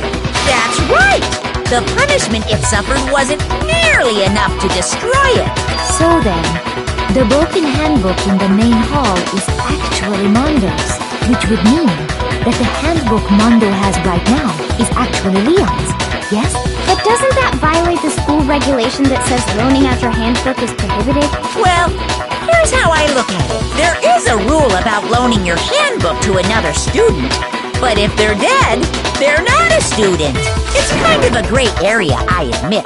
But no worries. If anything, it just makes things more interesting. As such, I decree that exchanging handbooks with a corpse is not a violation of the rules. Well, Mondo, if I'm wrong about this, you're welcome to say so. I'm happy to admit I made a mistake, but... Son of a bitch! What's wrong, bro? Come on! Tell him he's wrong! You are wrong! You have to be wrong! Everything you just said is wrong! You made it all up! Okay, then why don't we look back on this case one more time, from the beginning. That way, everything will become clear, and we'll all see if I was right or wrong.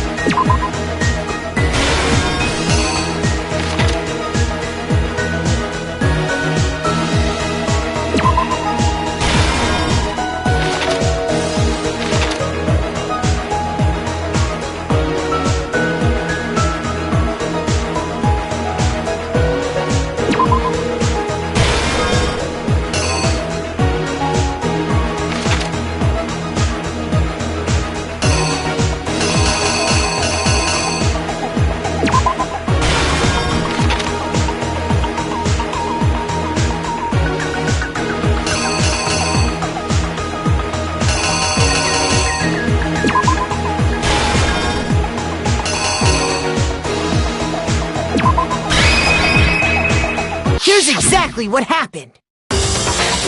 First, let's take a look back to before the incident.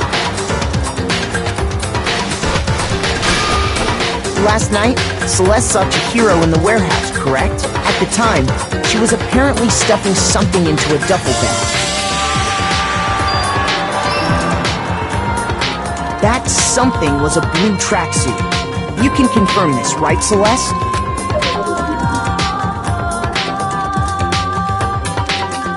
With bag in hand, Chihiro headed out, even though it was officially nighttime. She made her way to the locker room, specifically the boys' locker room. But how could the victim, who was apparently a girl, access the boys' locker room? Simple, because she was really a he, which is why he was able to use his own e-handbook to gain entrance to the boys' locker room. Once inside, he met with someone there, and the person he met was the one who killed him. It seems likely that the killer grabbed the nearby dumbbell, approached the unsuspecting Chihiro, and attacked him. And that's where the bloodstains on the poster and carpeting in the boys' locker room came from.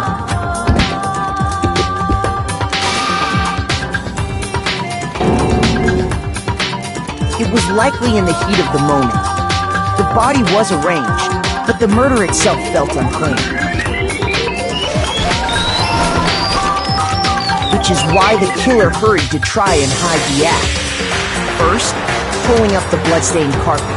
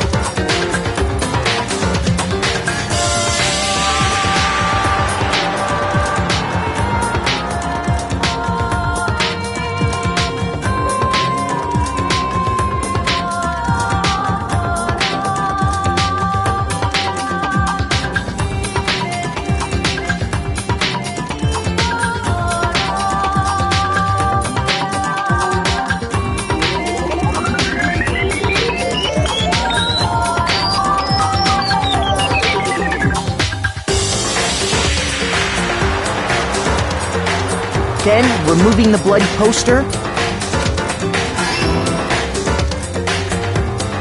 and finally carrying the corpse into the girls' locker room. A girl's handbook was necessary to get into the locker room, of course. But this alone doesn't prove that the killer was necessarily a girl. After all, Sayaka and Junko's handbooks had been placed in the main hall. Using one of those, a boy could get into the girls' locker room without much problem. And that's exactly how the killer did it. With the carpet and the poster they brought with them, they got to work. They changed the layout of the boys' and girls' locker room in what you might call a crime scene switch. That could have been the end of things, but no. Byakuya discovered the body and decided to intervene in the situation, making things even more complicated. So, after stumbling on the crime scene, he went and grabbed the extension cord from the library, and then he got to work. He used the cord to string up Chihiro's lifeless body.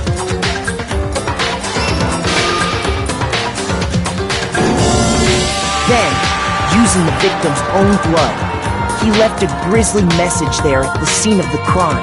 He wanted to create the illusion that Genocide Jack was responsible for the slaughter.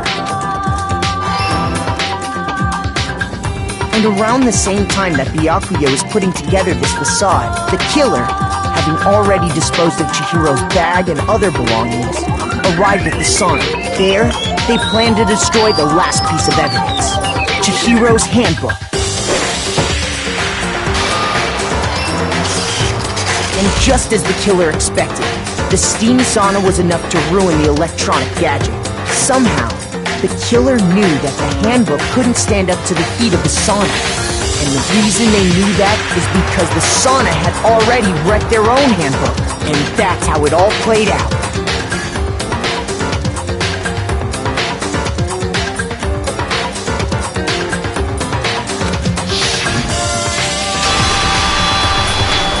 Isn't that right, Mondo Arata?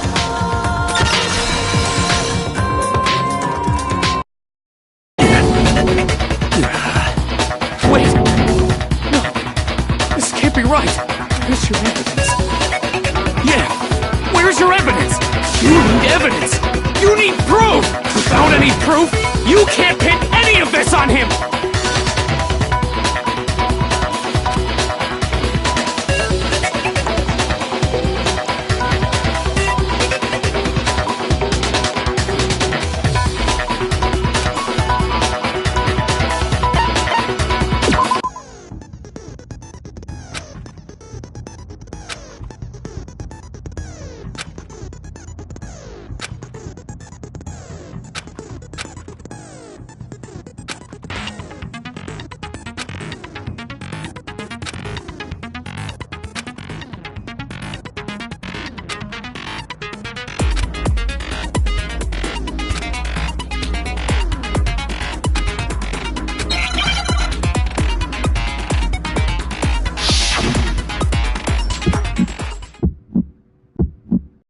Show me some evidence! You're wrong! I won't listen! I refute you! False! Show me some evidence! I won't listen! False! I refuse to vote! Show me some evidence! You're wrong! I won't listen! I refute you! False! Show me some evidence! I won't listen! Show me some evidence! This should prove it!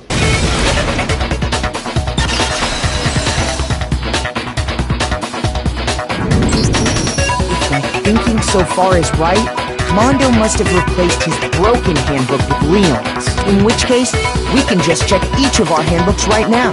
Once we do that, We don't gotta do that. Huh? Yeah. I did it. I killed him.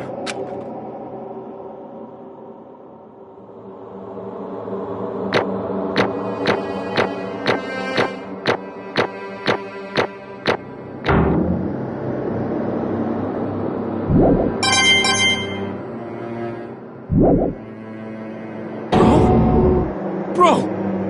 What are you saying? I got no choice, man. After hearing all that, I gotta just... give up. Go ahead, Monokuma. Get it over with. Ask for the goddamn verdict. Roger that! Wait! Hold on! No waiting! No holding on! Time for the moment we've all been waiting for! Grab your lever and give it a yank! Who will you elect as the Blackened this time around? Will you make the right choice or the dreadfully wrong one? What's it gonna be? What's it gonna be?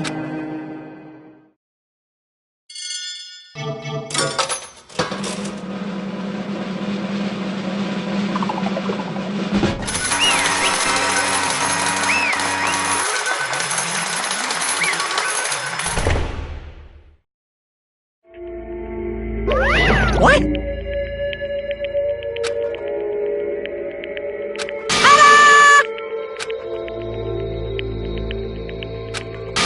Unbelievable.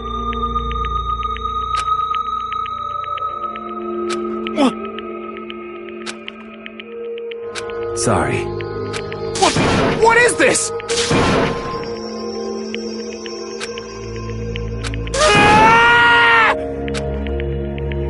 Now then. Actually... Ha!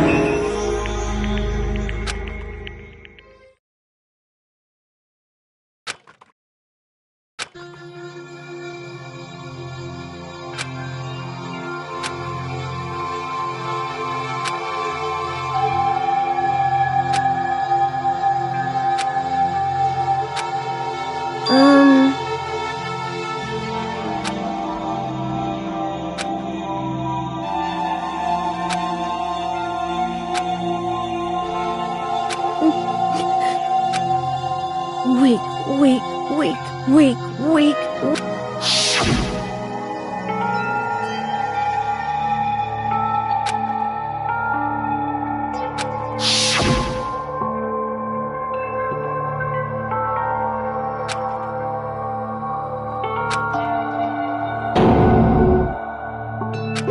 Hey,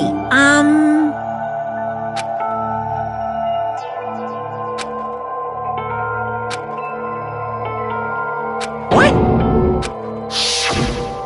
I'm sorry. But...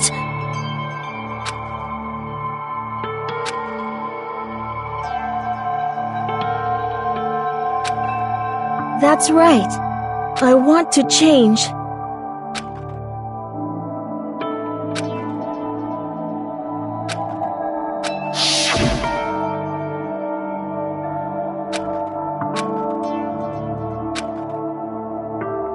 Hey,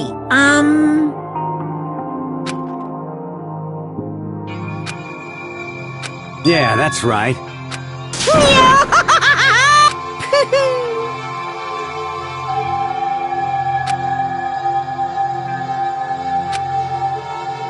Uh-huh.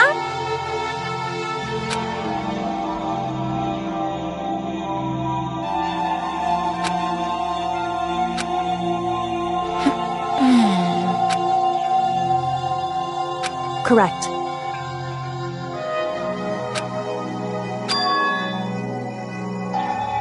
Indeed. Certainly. But... Because...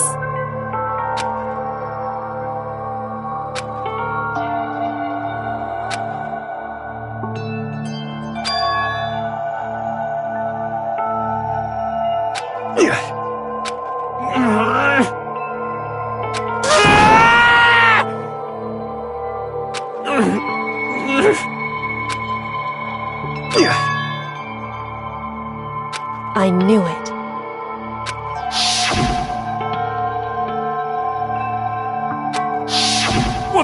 What is this? You're wrong! Don't make me repeat myself.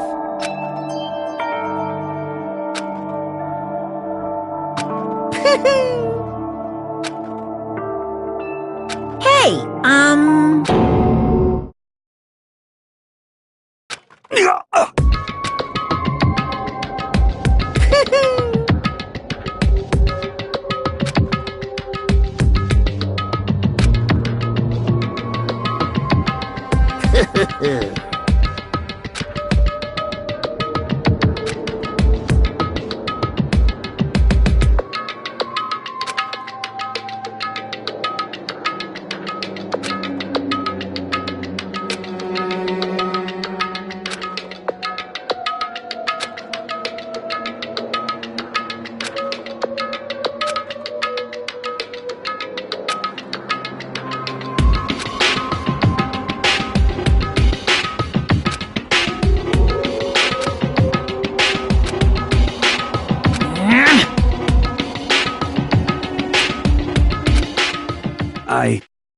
I just...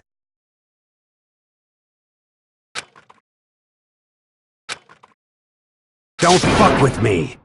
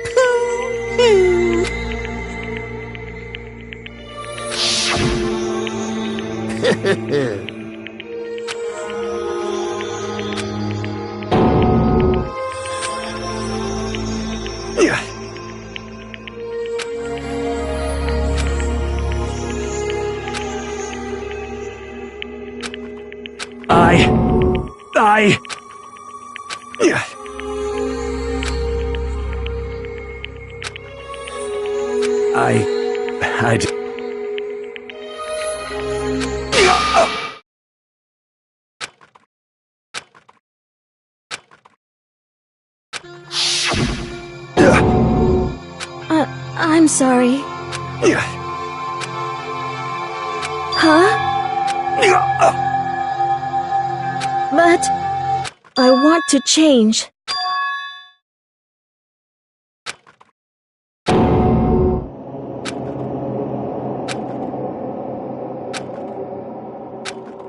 You piece of... What? What? Huh?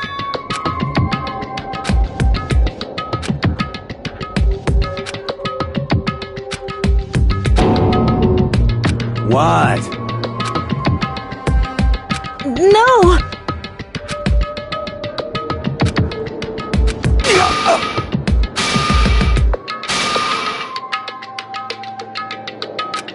What's wrong? Damn you! I just wanted to... Yeah, that's right.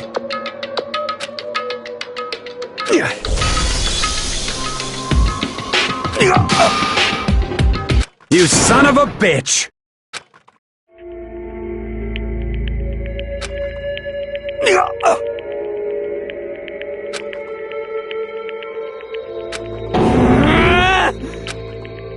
I killed him. I killed Chihiro. Even after all this time, I'm still just as weak as I've always been. And thanks to that, I did something I can never take back.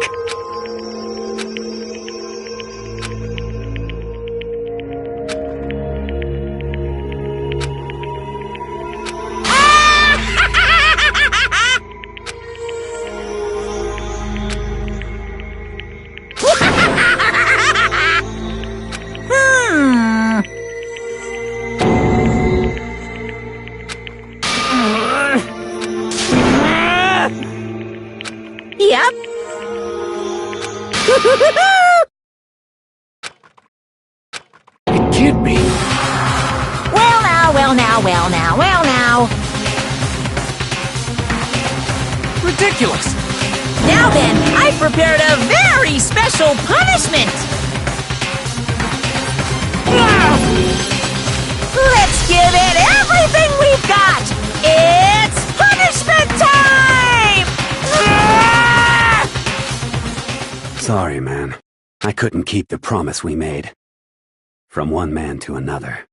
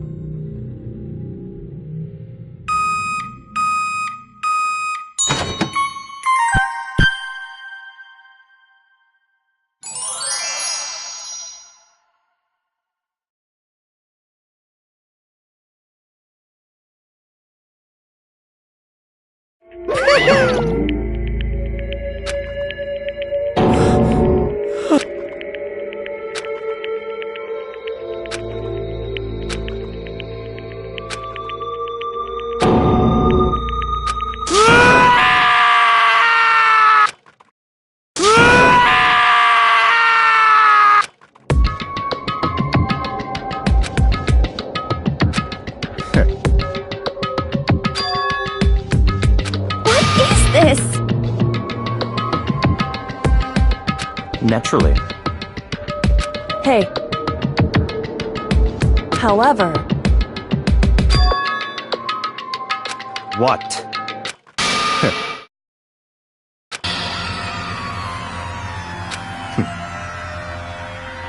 Honestly.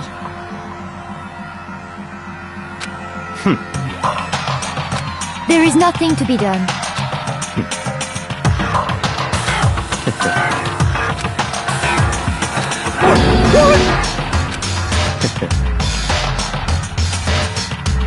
Well...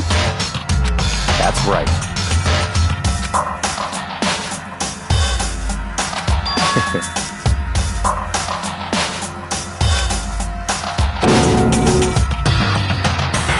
I see. But...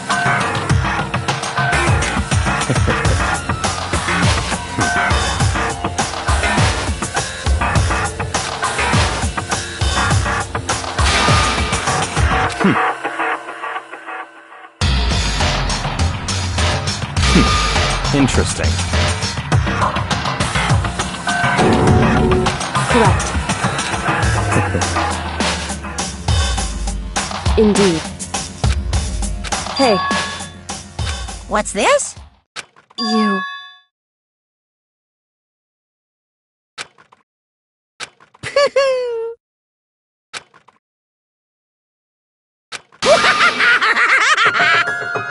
What?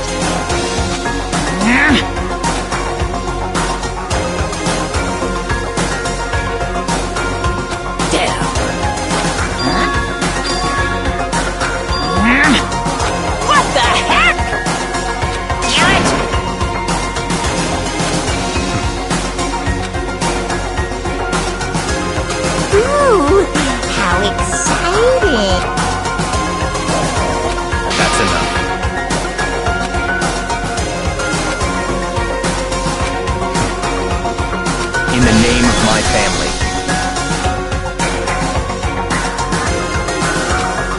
getting all riled up!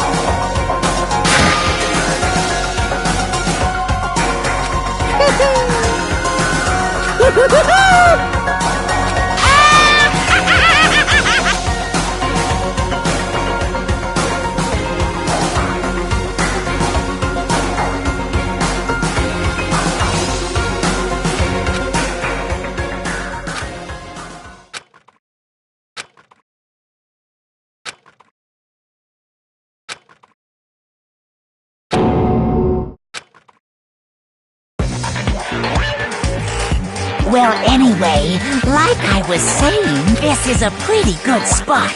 Yeah, a really good spot. Anyway, isn't it amazing how that girl went and killed someone before things even had a chance to get boring? Once things really get moving, it'll be like a roller coaster. There won't be any stopping it. Fear and despair charge forward at a speed nothing can hope to match. But I must admit, I'm disappointed. I went to all the pain and effort of making you part of the group, and you couldn't play your part. You do remember you were supposed to make the first move, right? Well, no biggie. Nothing we can do about it now. So just do your best to make things more exciting from now on, okay? After all, that's what everyone wants to see. As long as you don't want to know my measurements, fire away! Ooh, my, you really took me by surprise there. I know I said you could ask anything, but super denied, ultra denied, demonic denied, because you see, that's my ace in the hole. And nobody'd be dumb enough to reveal that, right? No matter how close they were to their friends.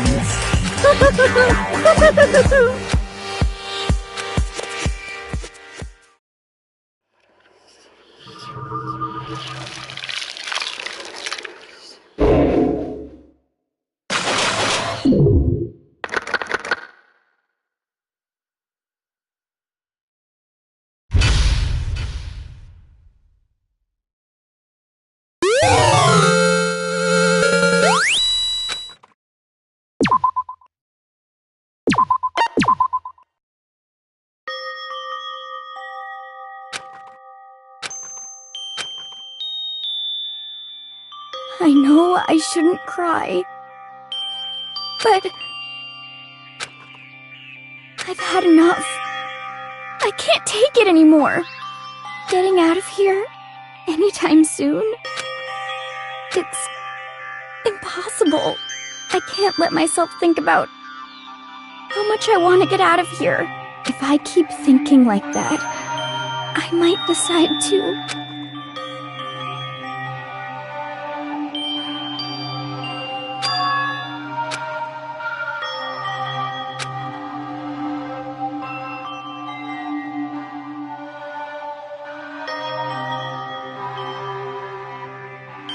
Okay.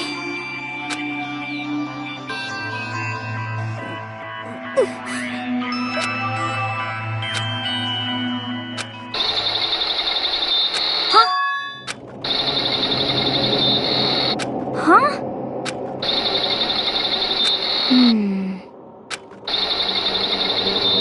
But...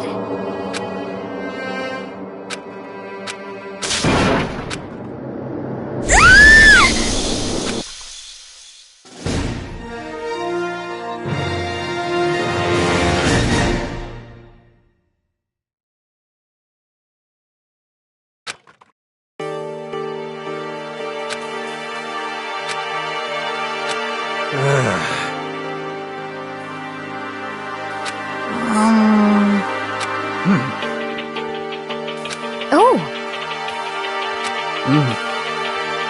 So then. How about that? Impossible.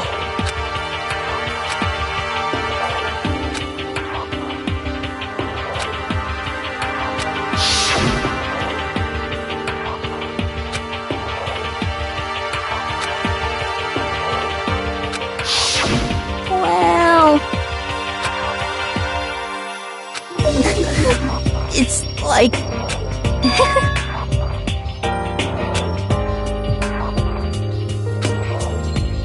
Well...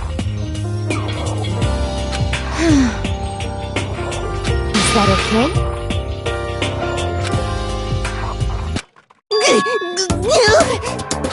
Huh? Here we go!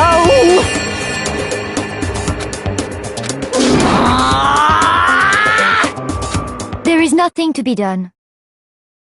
You know?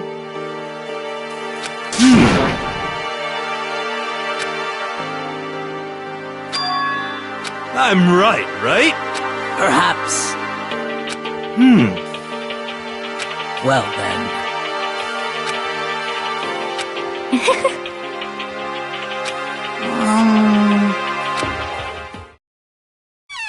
You called for me and so I appeared!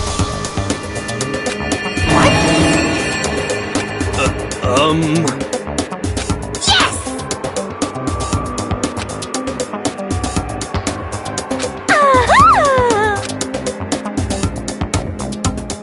You SOB!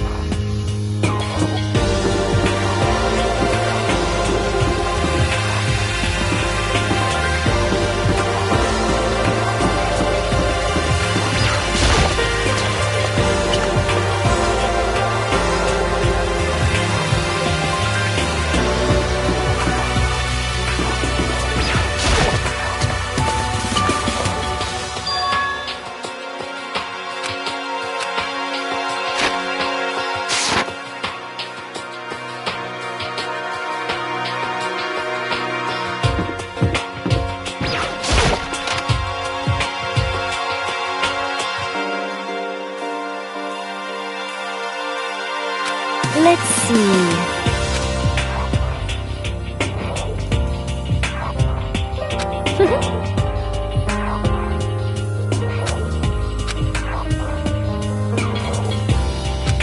Isn't it wonderful? Listen up!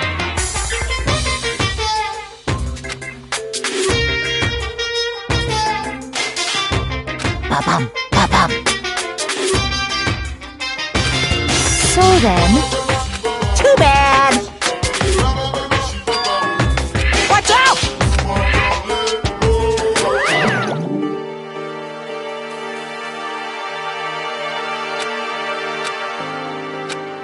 unfortunate.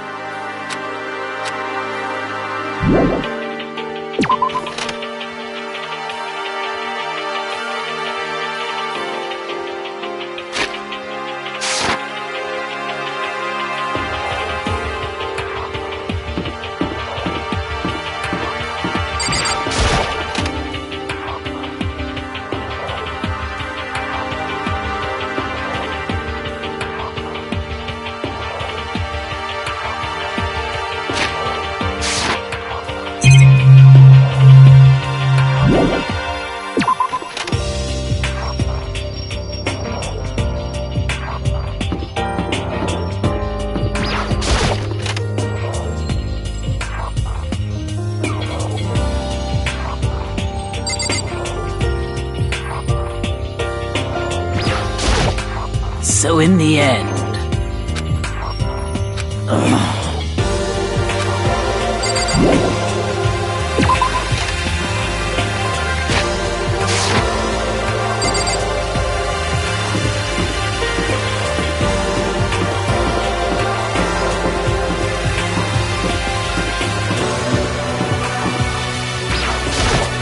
It would seem...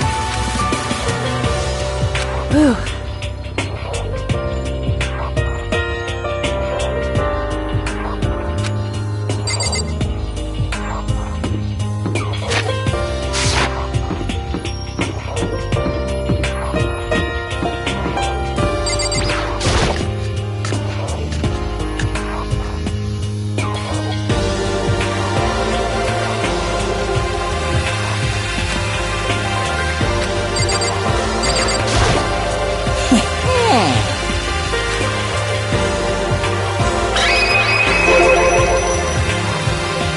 Yes, indeed.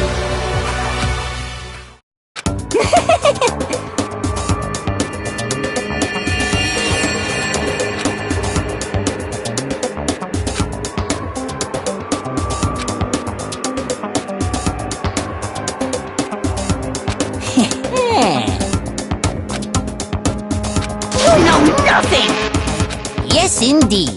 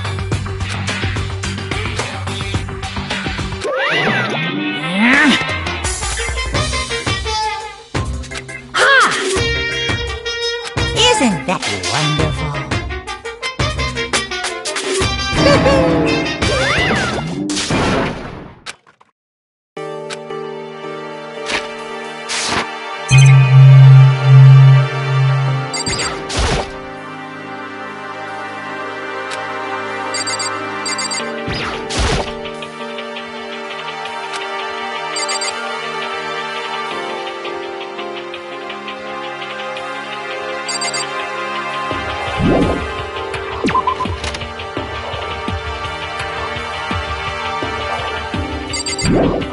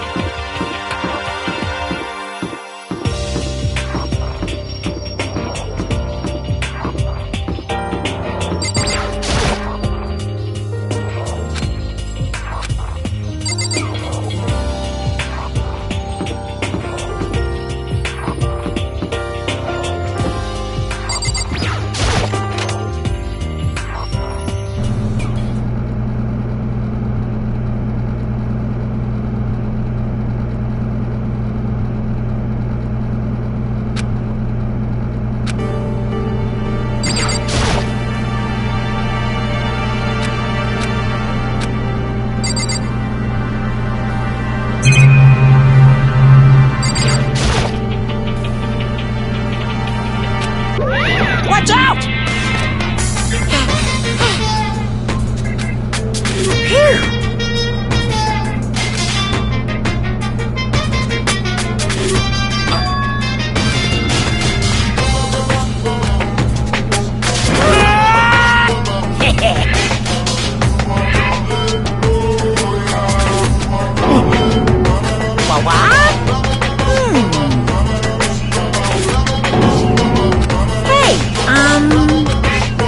In other words,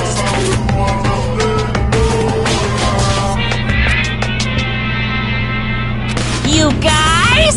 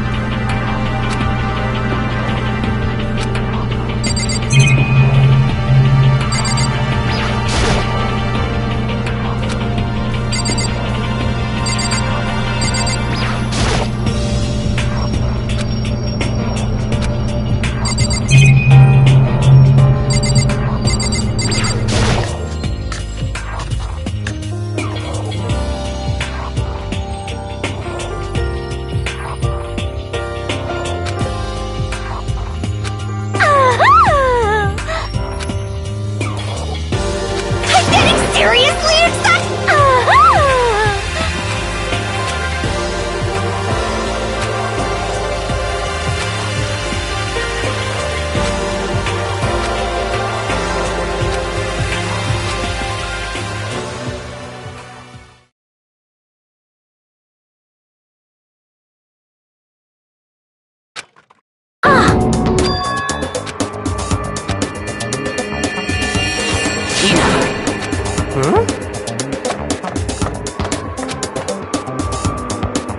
Hina.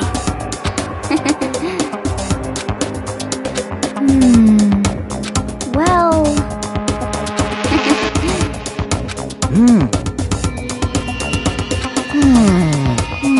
Just a second!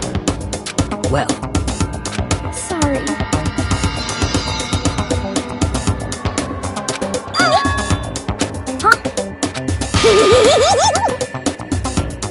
bastard!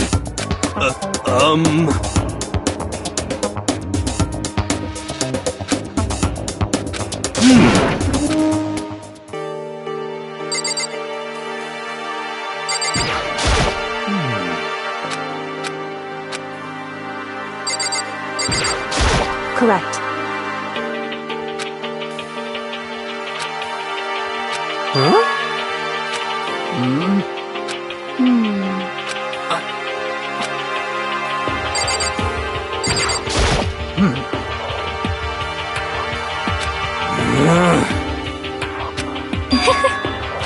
Impossible.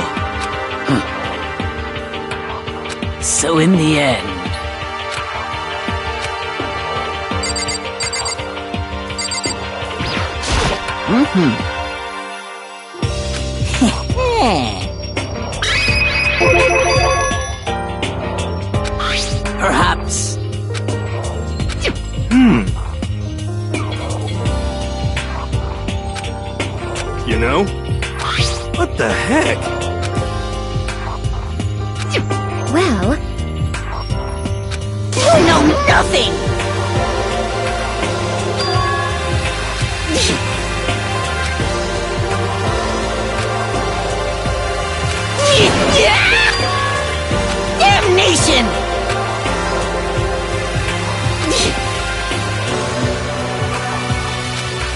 see.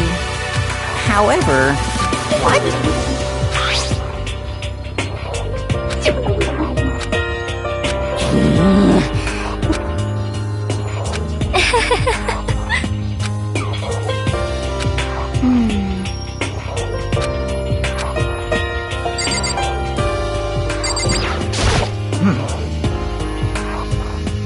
So in the end, Yes, yes.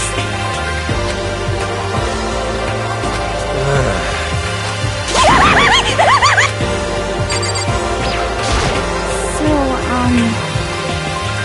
Could it be...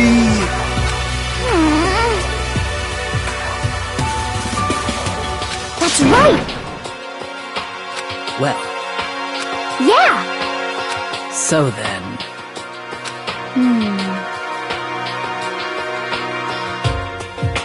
I see.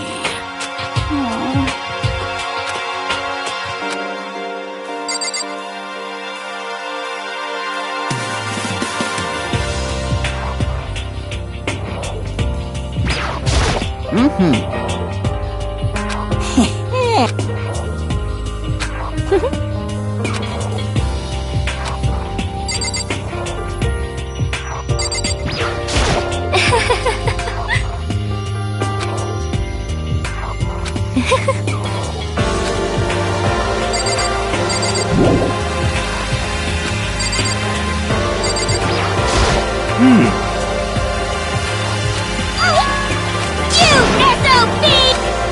What?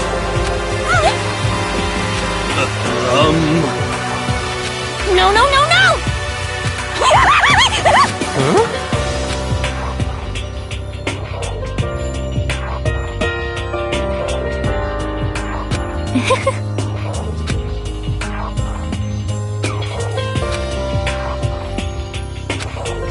What?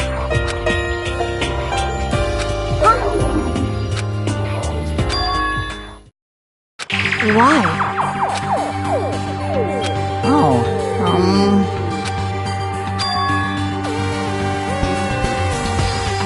Well then, let's see.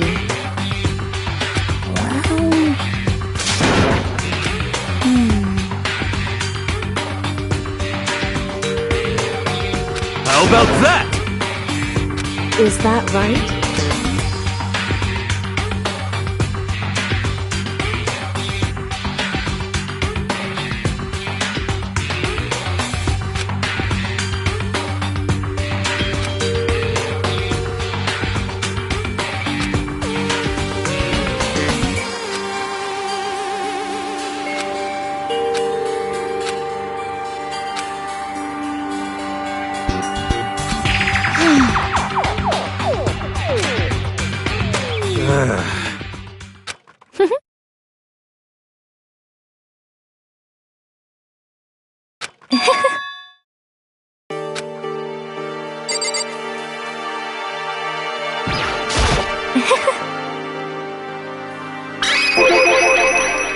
Actually, Huh?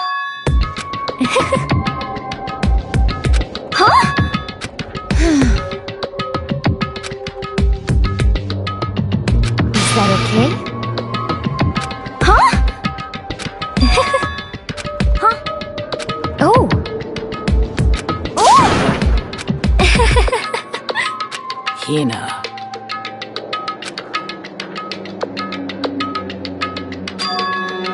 I see. That's it! Just a second! But...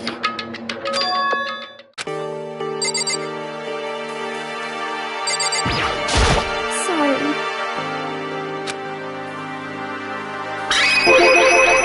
Well... Hey, What the heck? Hina.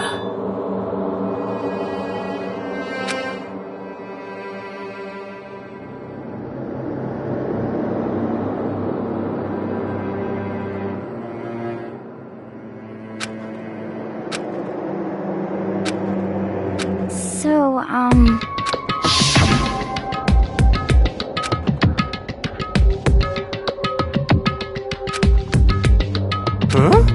Honestly. Sorry. Hina. But...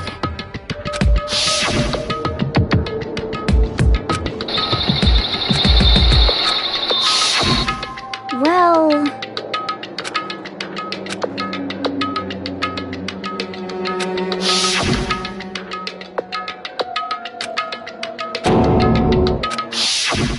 Say what? Oh no! Honestly. Well then.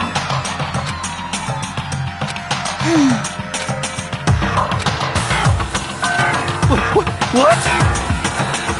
What the heck? Please! Hey, There is nothing to be done.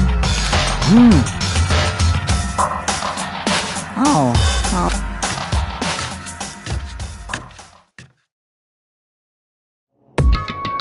So, Come on, come on. Please! Hina. well...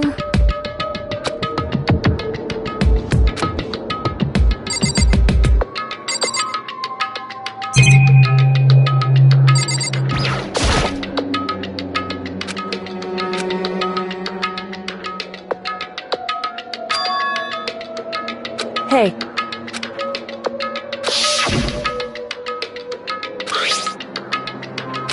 So...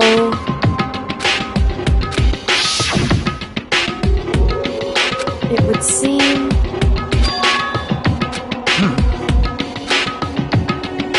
Then perhaps...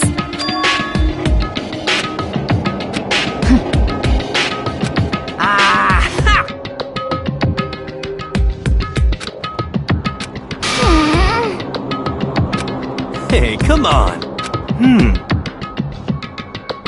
What are you saying? Don't be mean! In other words, But... wrong. Hey. Yes, it's me.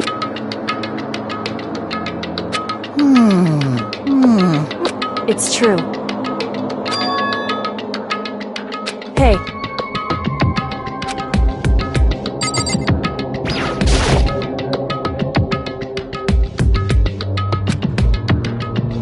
So then...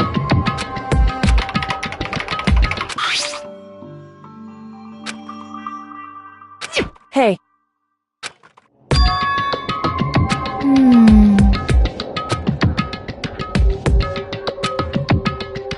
Makoto.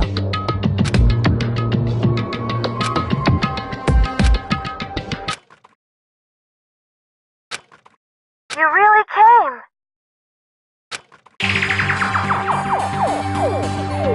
Oh no!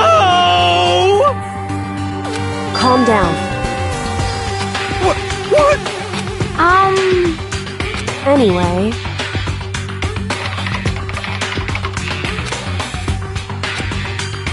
Hello, nice to meet you.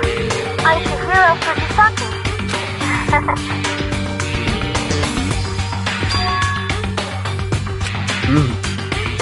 I knew it. That's right.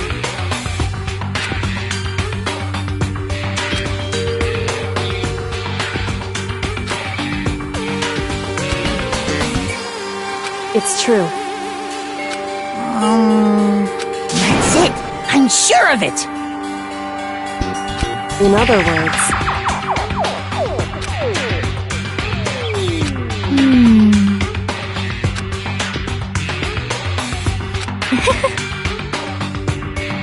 I see.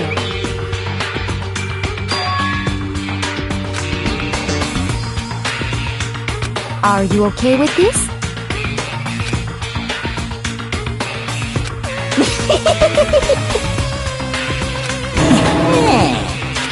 Huh? Da-da-da-da-da! Huh? I feel as if... I mean... Anyway...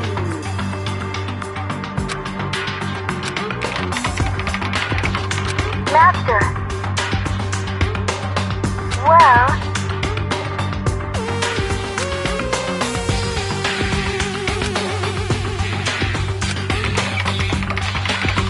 That's right.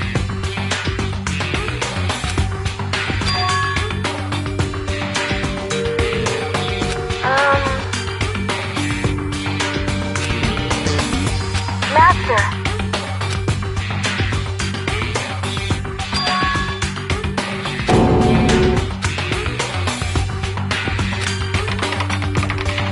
That's right. Leave it to me. I see.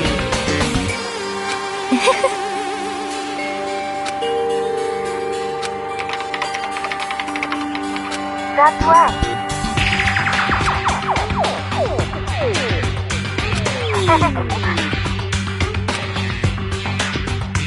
Yes, indeed. Are you okay with this?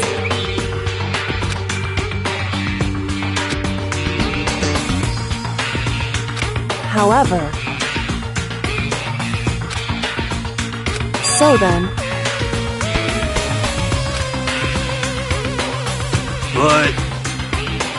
It's true. However...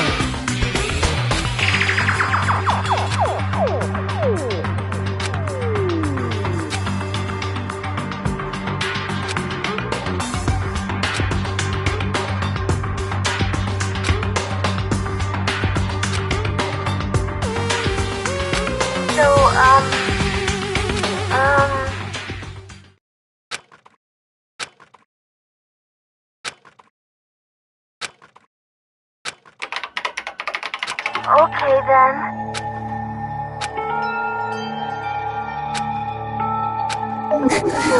It's... What? Shall we go?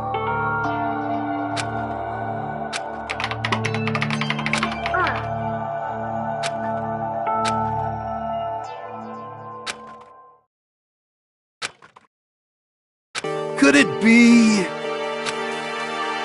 You know?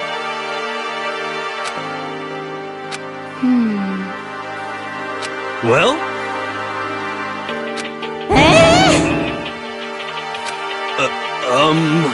Indeed.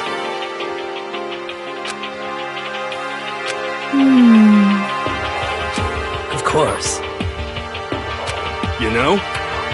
It's true.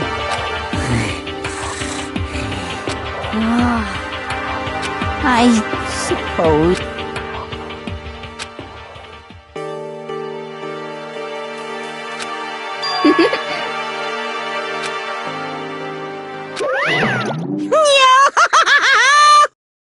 What's the matter? What the heck?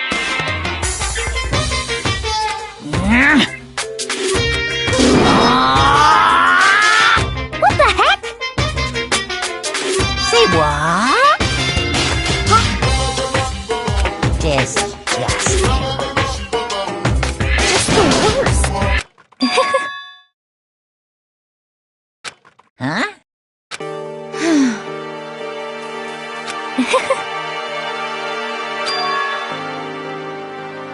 Huh?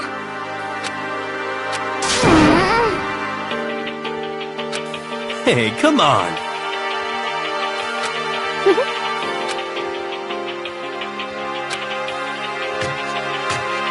Oh. Damnation!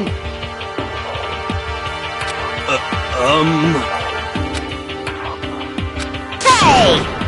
Hey! Hey!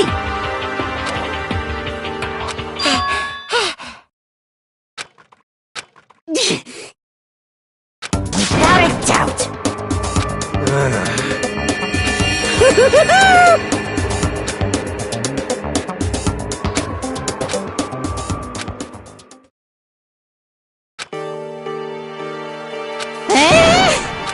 What?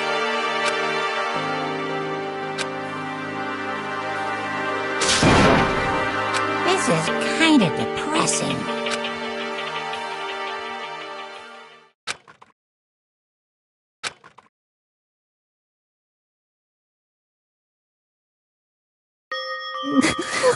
It's like...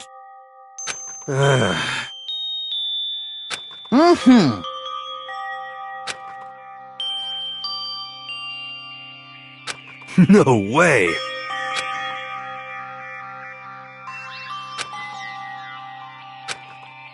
You got it! This is fine. Indeed. Of course. So in the end... Huh? Actually... Because... My entire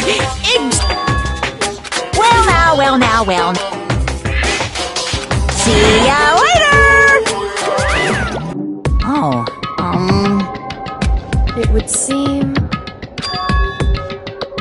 Huh? However... Correct.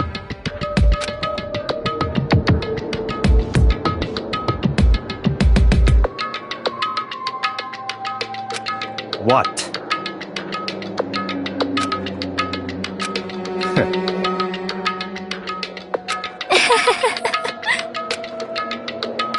What the heck?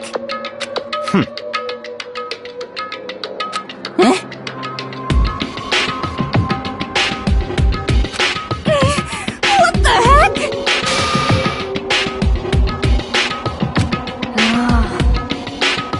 Well, So then...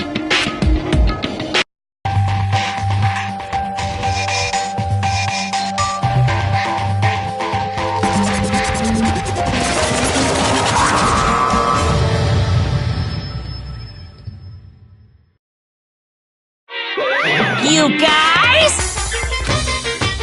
What? however... Okay. Come on!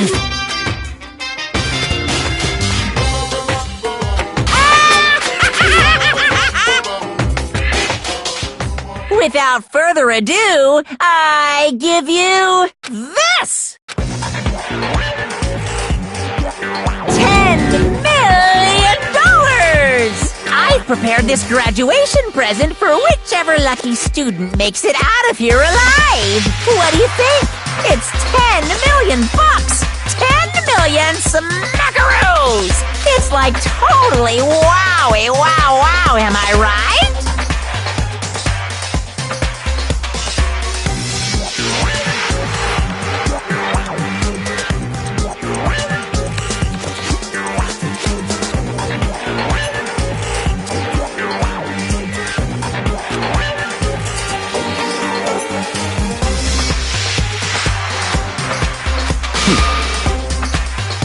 It's true.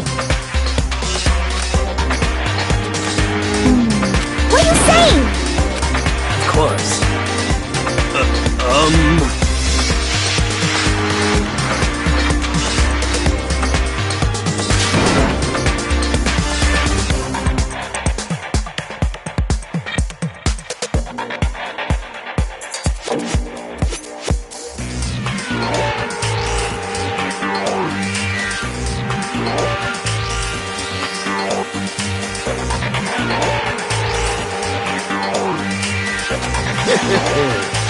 I can't wait! I can't wait!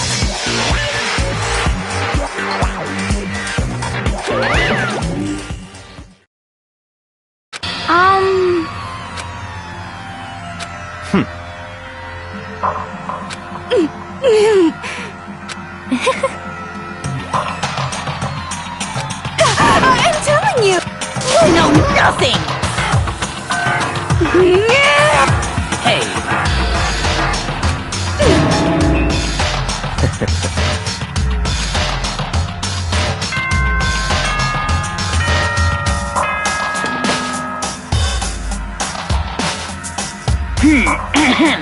This is a school announcement. It is now 10 p.m. As such, it is officially nighttime. Soon the doors to the dining hall will be locked, and entry at that point is strictly prohibited. Okay then. Sweet dreams, everyone. Good night. Sleep tight. Don't let the bed bugs bite. Hey.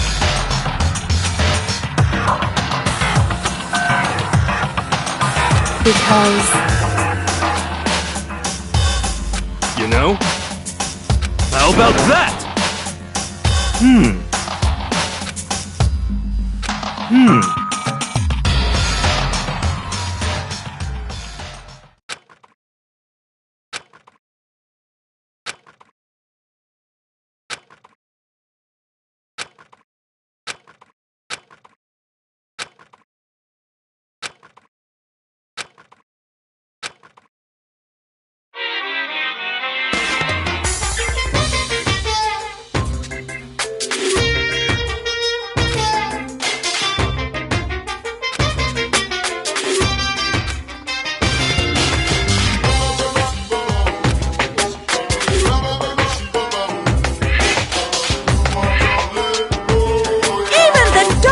Subject can suddenly become lighter!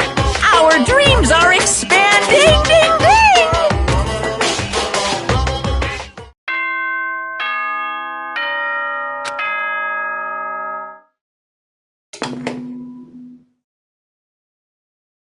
Good morning, everyone! It is now 7 a.m. and nighttime is officially over. Time to rise and shine! Get ready to greet another beautiful day!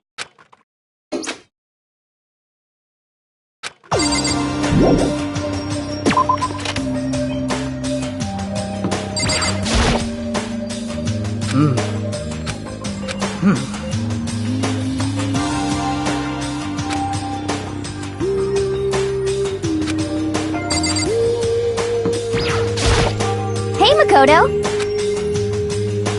That's right.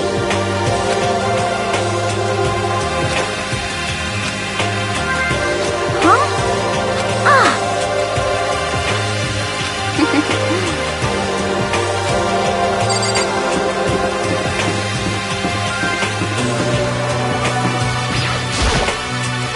Well...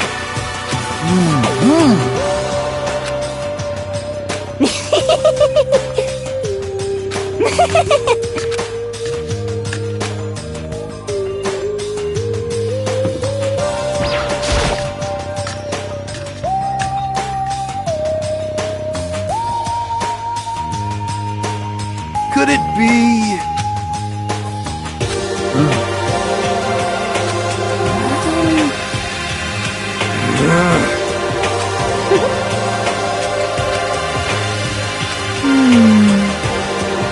Indeed. Correct.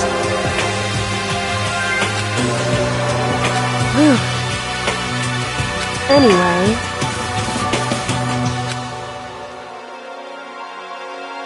Oh! Well... Hey. Oh, Huh? Say what?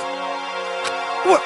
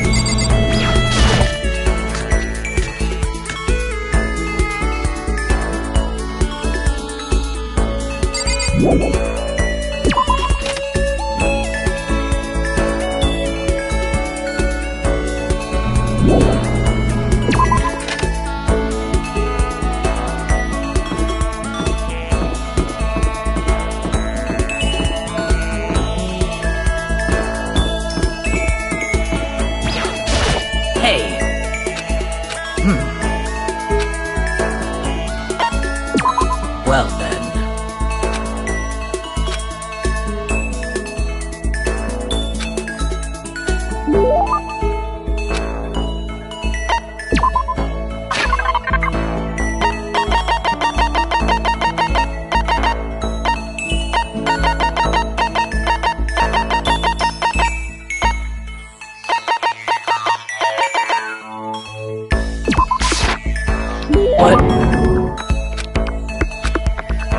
So then...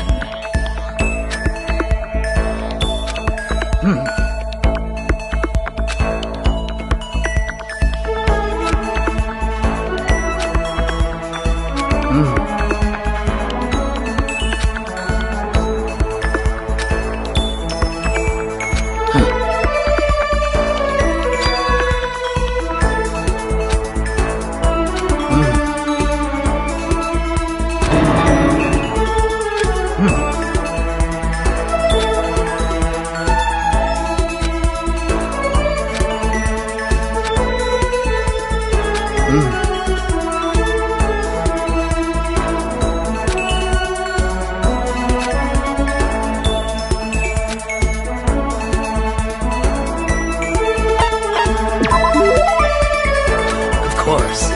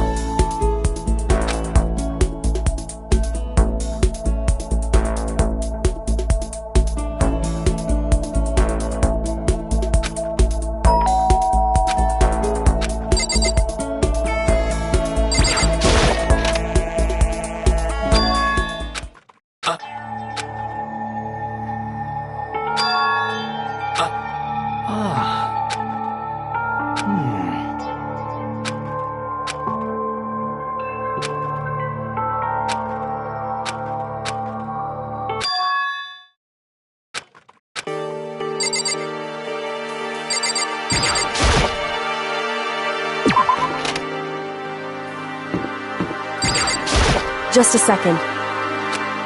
Hey.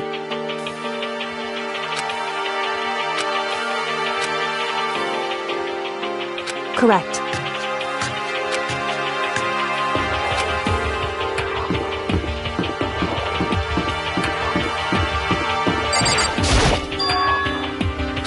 What? Yes, yes.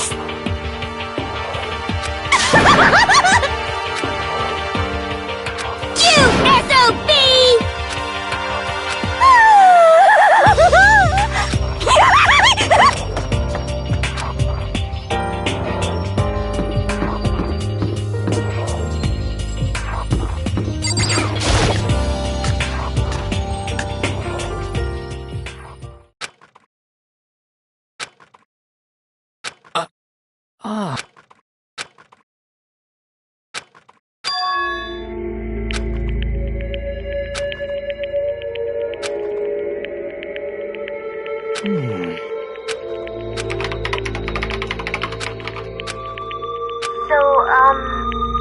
But...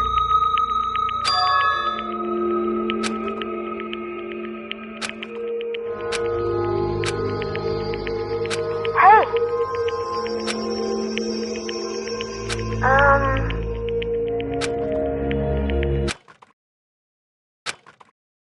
Stop fucking around! Yo.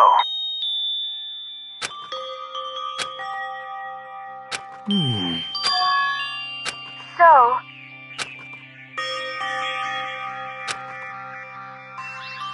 Yo.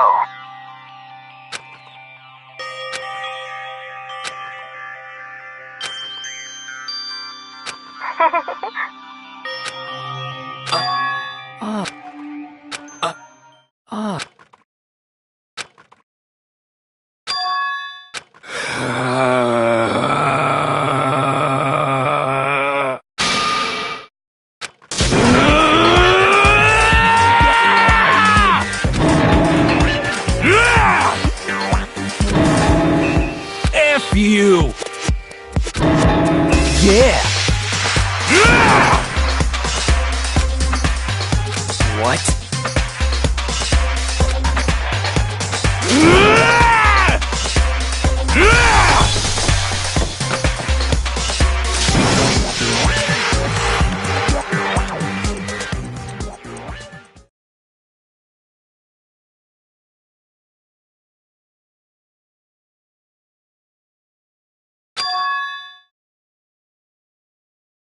Just a second.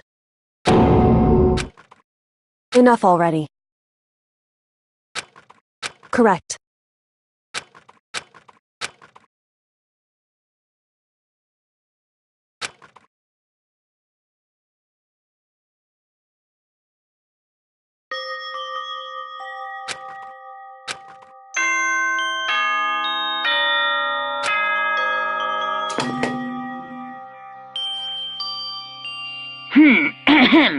This is a school announcement. It is now 10 p.m. As such, it is officially nighttime. Soon the doors to the dining hall will be locked, and entry at that point is strictly prohibited. Okay then. Sweet dreams, everyone. Good night. Sleep tight. Don't let the bed bugs bite.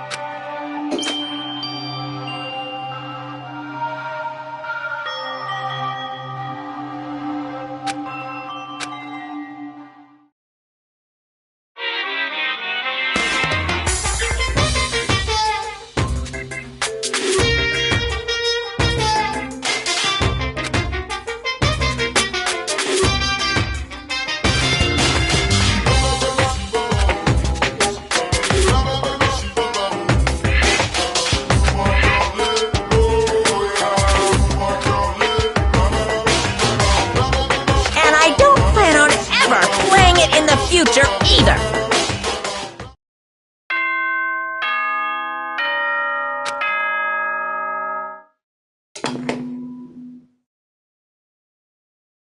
Good morning, everyone! It is now 7 a.m. and nighttime is officially over. Time to rise and shine. Get ready to greet another beautiful day.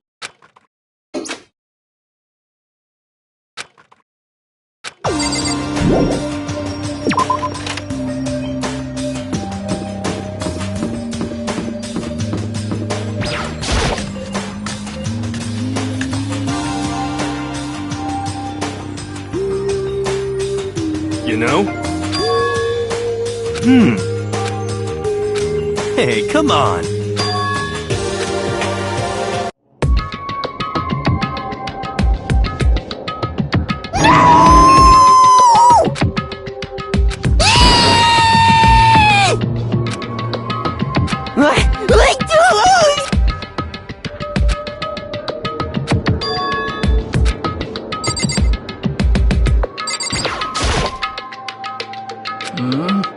Well.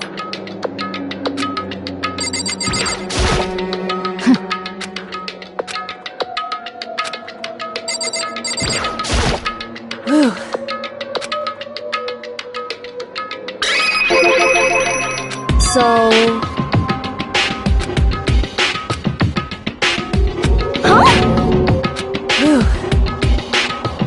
Listen to me. Wrong. How very sad.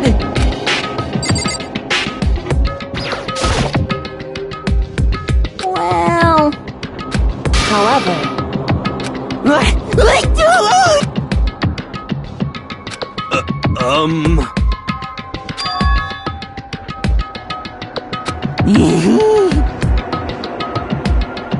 Well, it would seem... According to the spirits... How about that? You know nothing!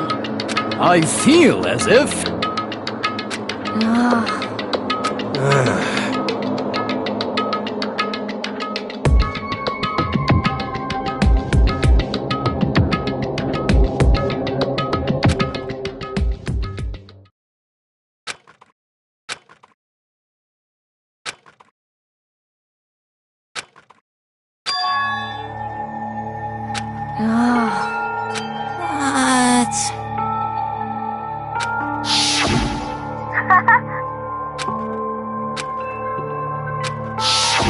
I suppose.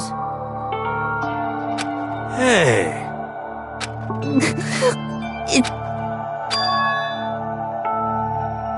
Well... Are you okay with this?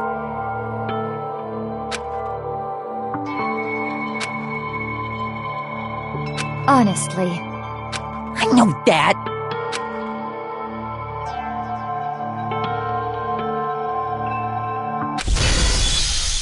F you! Yo! Huh? What the heck? What?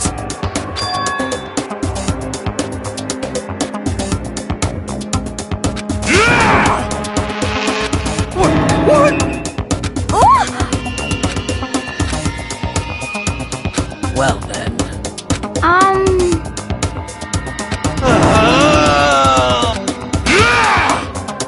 What? What? Yeah! F you! Yeah!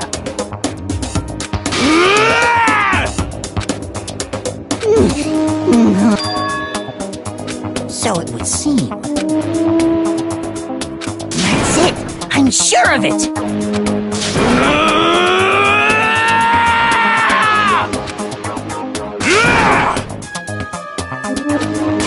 Completely unforgivable! Enough already. Hey.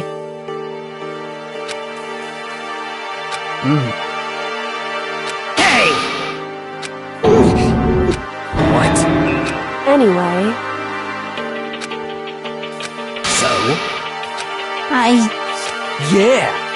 so then, Hey. indeed.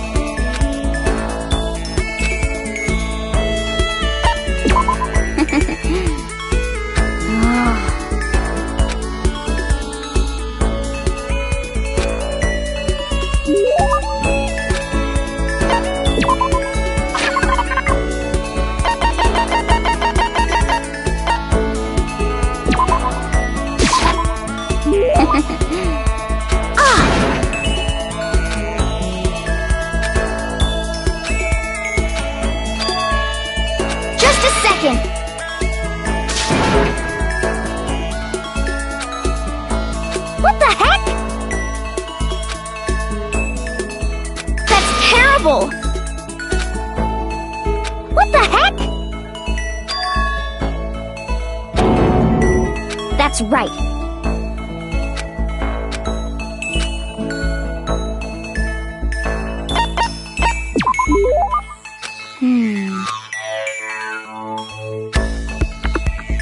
Well... 'cause, I mean...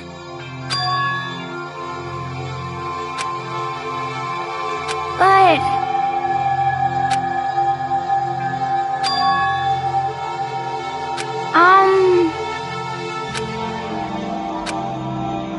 Okay...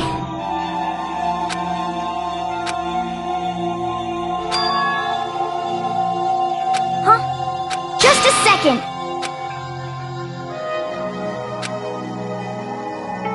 Oh! Yeah, totally.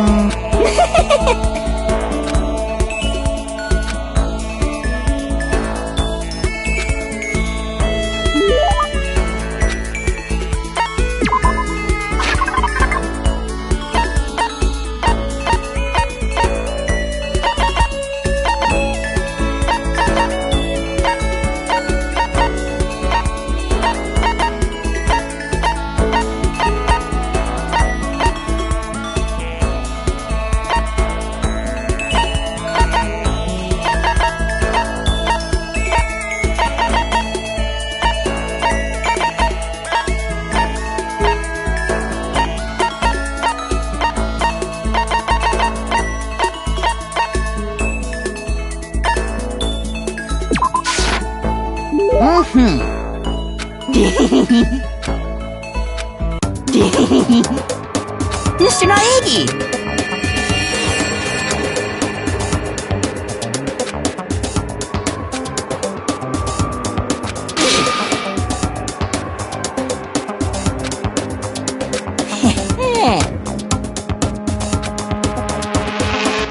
Yes, indeed.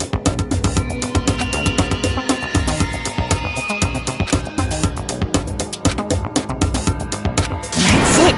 I'm sure of it. Here we go.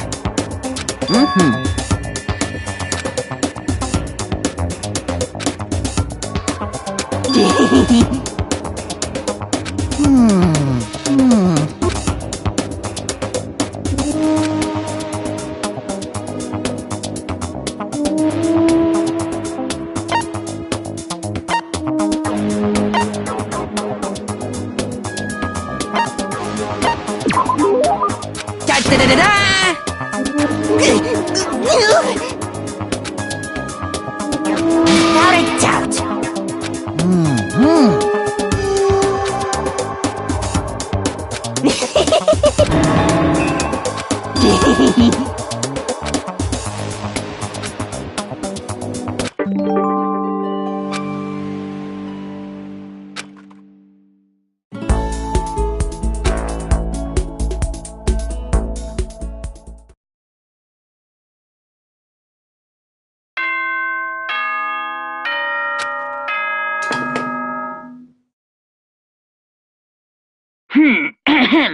This is a school announcement. It is now 10 p.m. As such, it is officially nighttime. Soon the doors to the dining hall will be locked, and entry at that point is strictly prohibited. Okay then. Sweet dreams, everyone. Good night. Sleep tight. Don't let the bed bugs bite.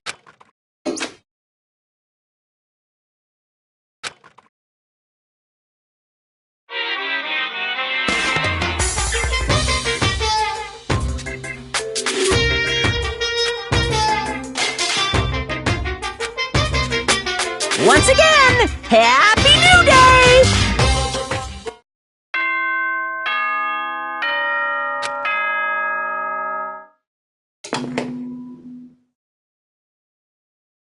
Good morning, everyone! It is now 7 a.m. and nighttime is officially over. Time to rise and shine! Get ready to greet another beautiful day!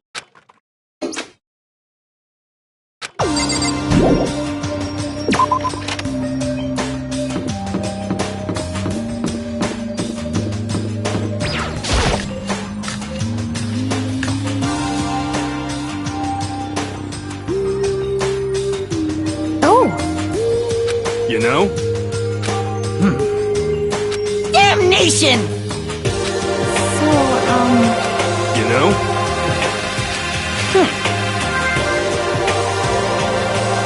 But...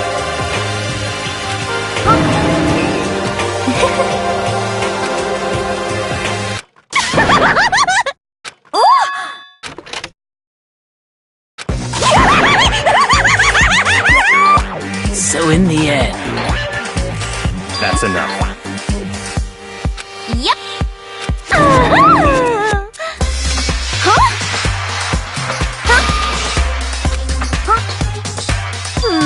Have you reached that certain age? You SOB!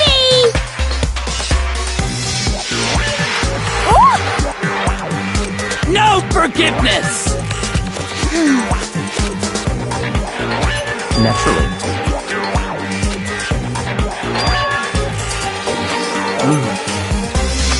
What?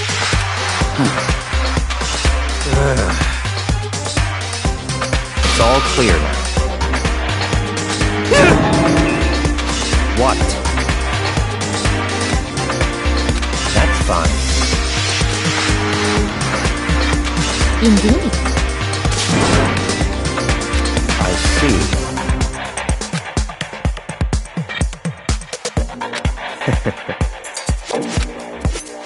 Such ignorance. What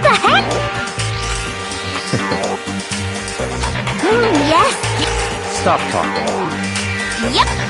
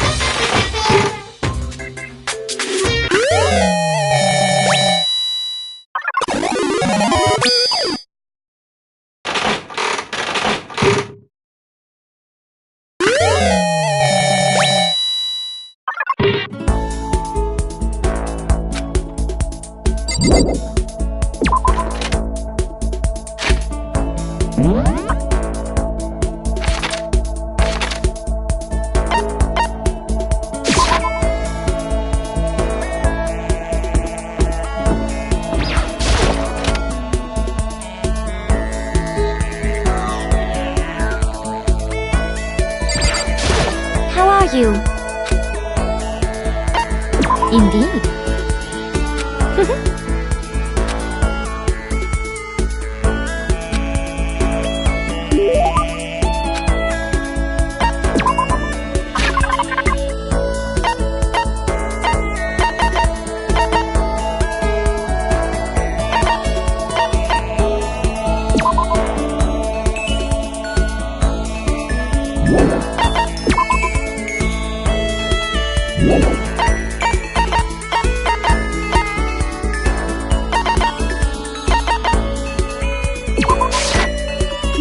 No, thank you.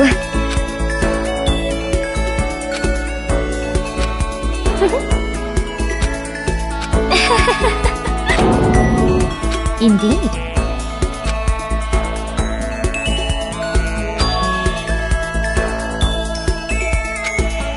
Indeed. Actually, Is that okay? well,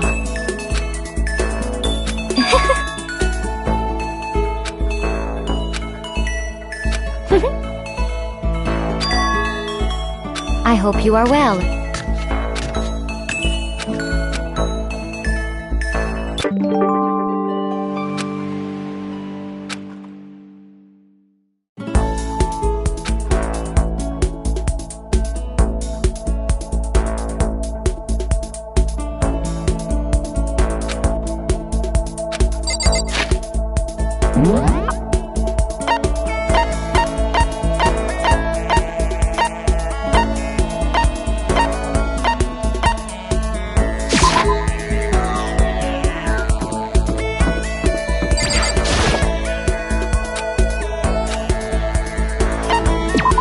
So, that's fine.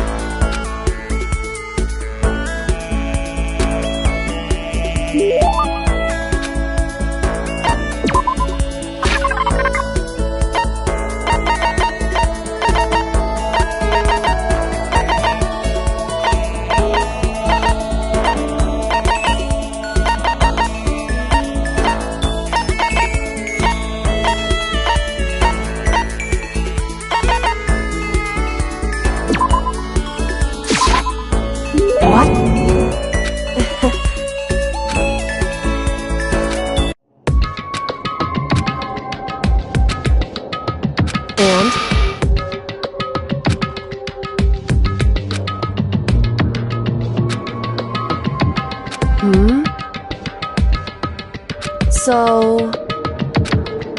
because... Why? That's right. So then... And?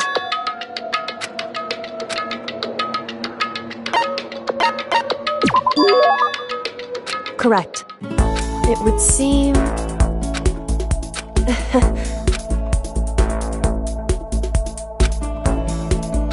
So then...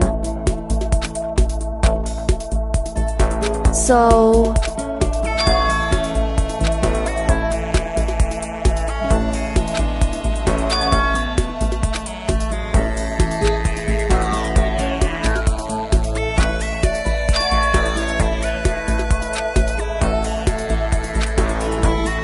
Whew. Goodbye.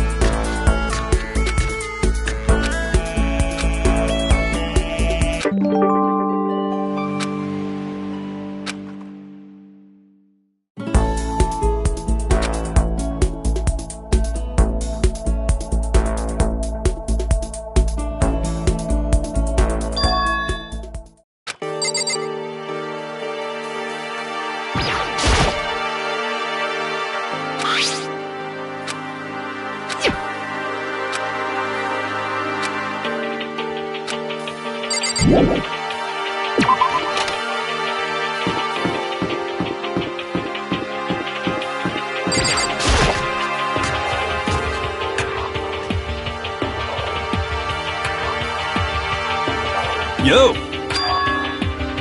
You know?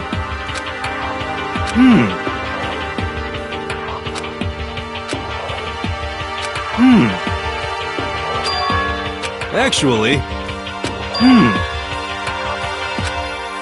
You know? For serious.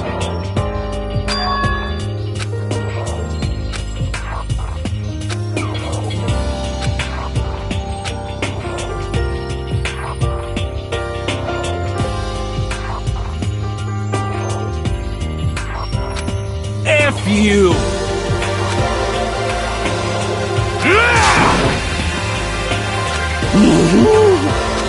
What?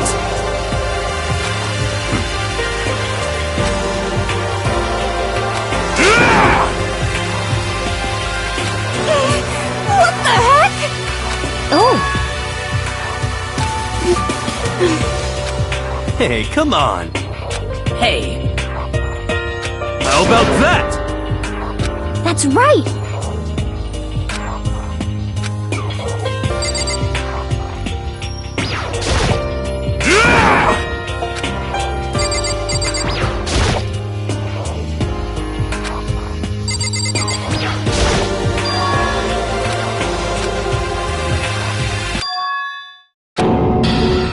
No way! Oh, F you! Wrong.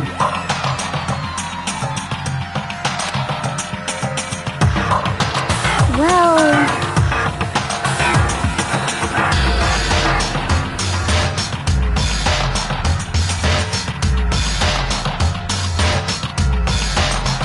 However,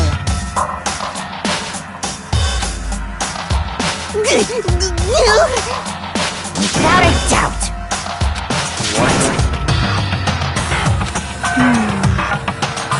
F you!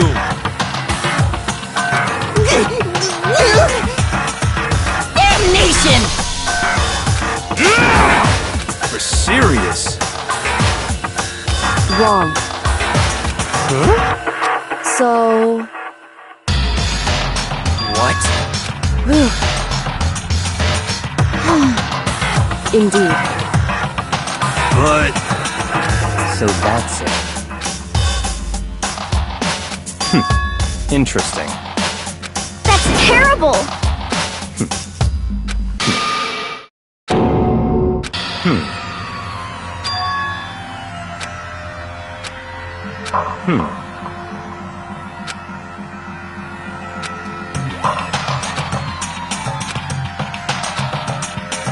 What? Gee, what? It's...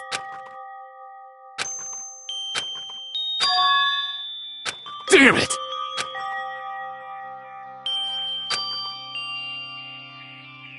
So, At the very least, Yes, indeed. I see. Damn it! I swear I will save her!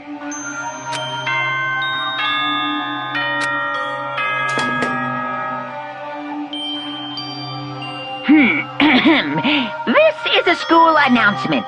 It is now 10 p.m. As such, it is officially nighttime. Soon the doors to the dining hall will be locked, and entry at that point is strictly prohibited. Okay then. Sweet dreams, everyone. Good night. Sleep tight. Don't let the bed bug bite.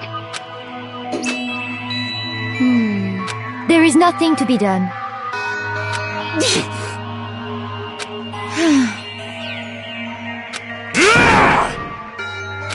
calm down.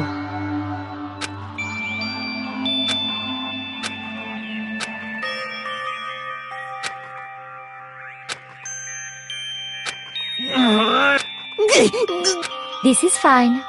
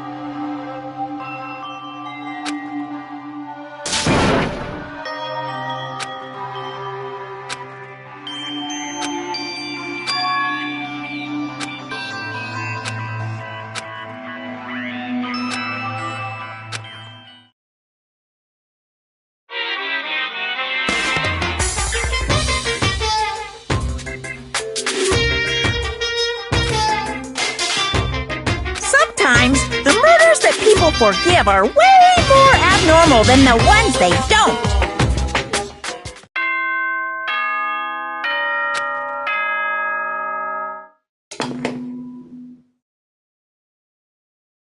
Good morning, everyone!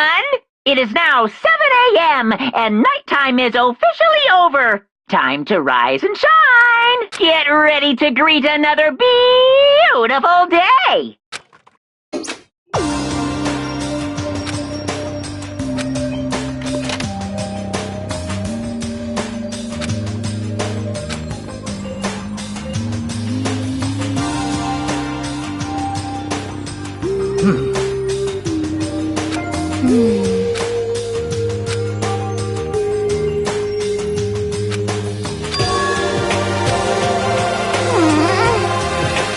However,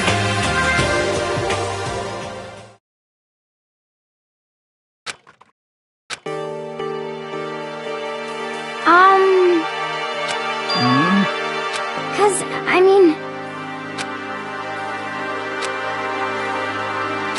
It can't be. It would seem...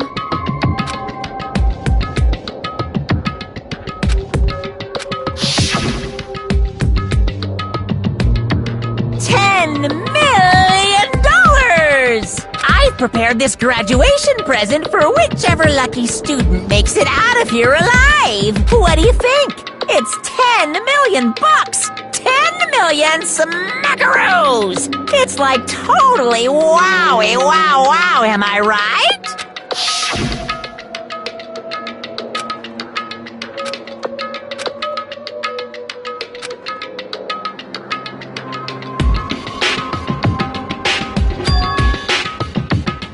Hey.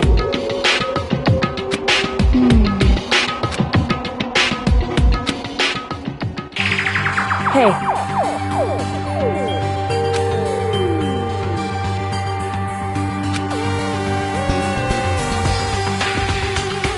Okay. Anyway. But... well then.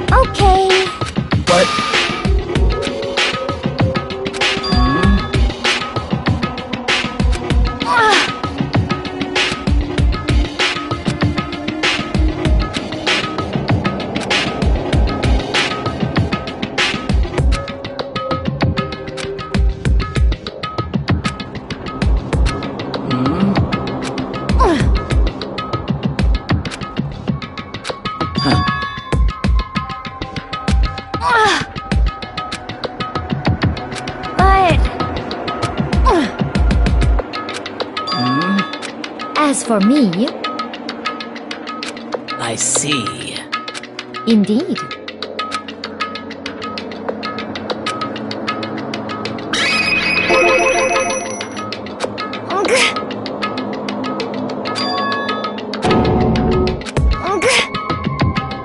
What?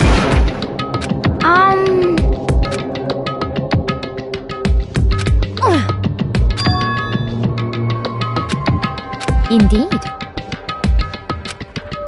Actually,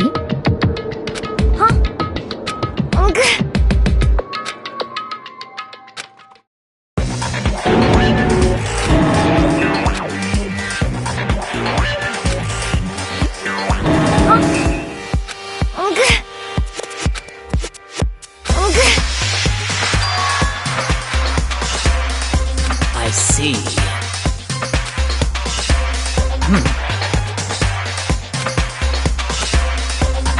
Just a second. let's see. I see.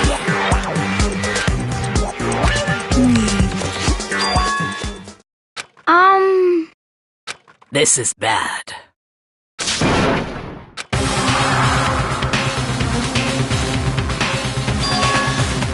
What? What? What are you saying? You've gotta be kidding!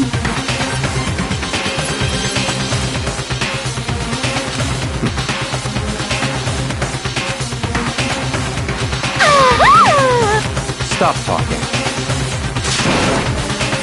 What? That's fine. Okay.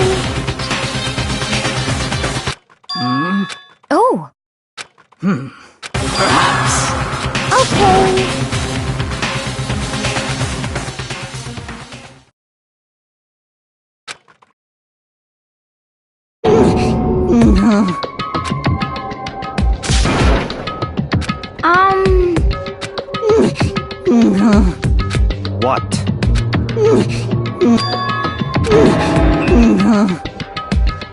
What? What did you... Indeed. What the hell am I looking at?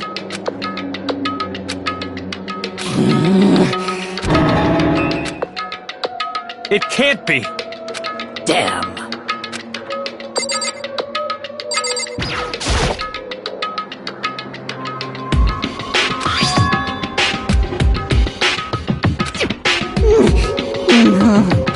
Well... Hey.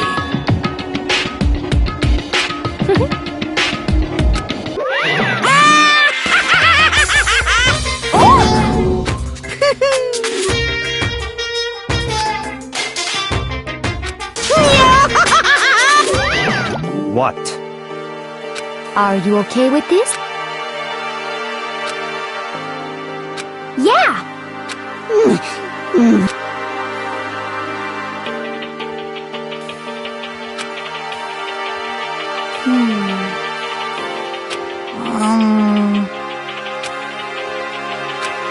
So then, I suppose. Well then. yes, indeed.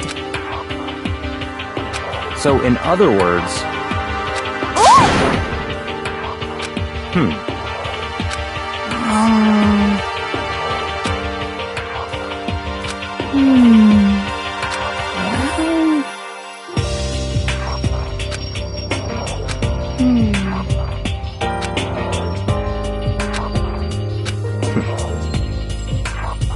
Yes! What?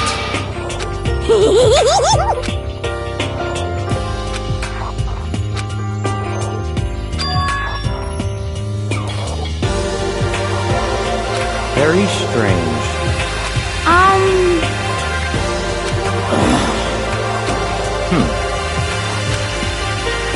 So that's it.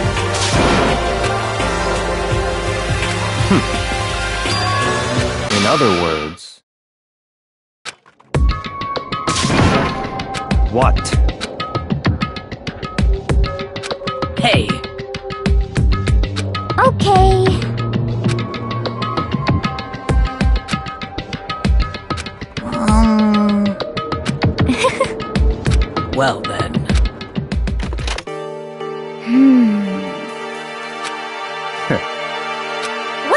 what?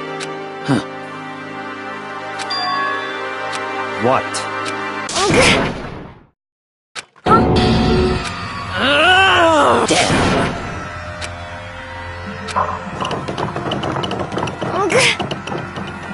Well. Oh!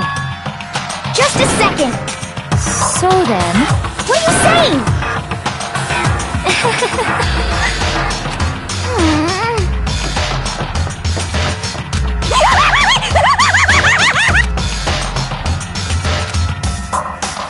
What?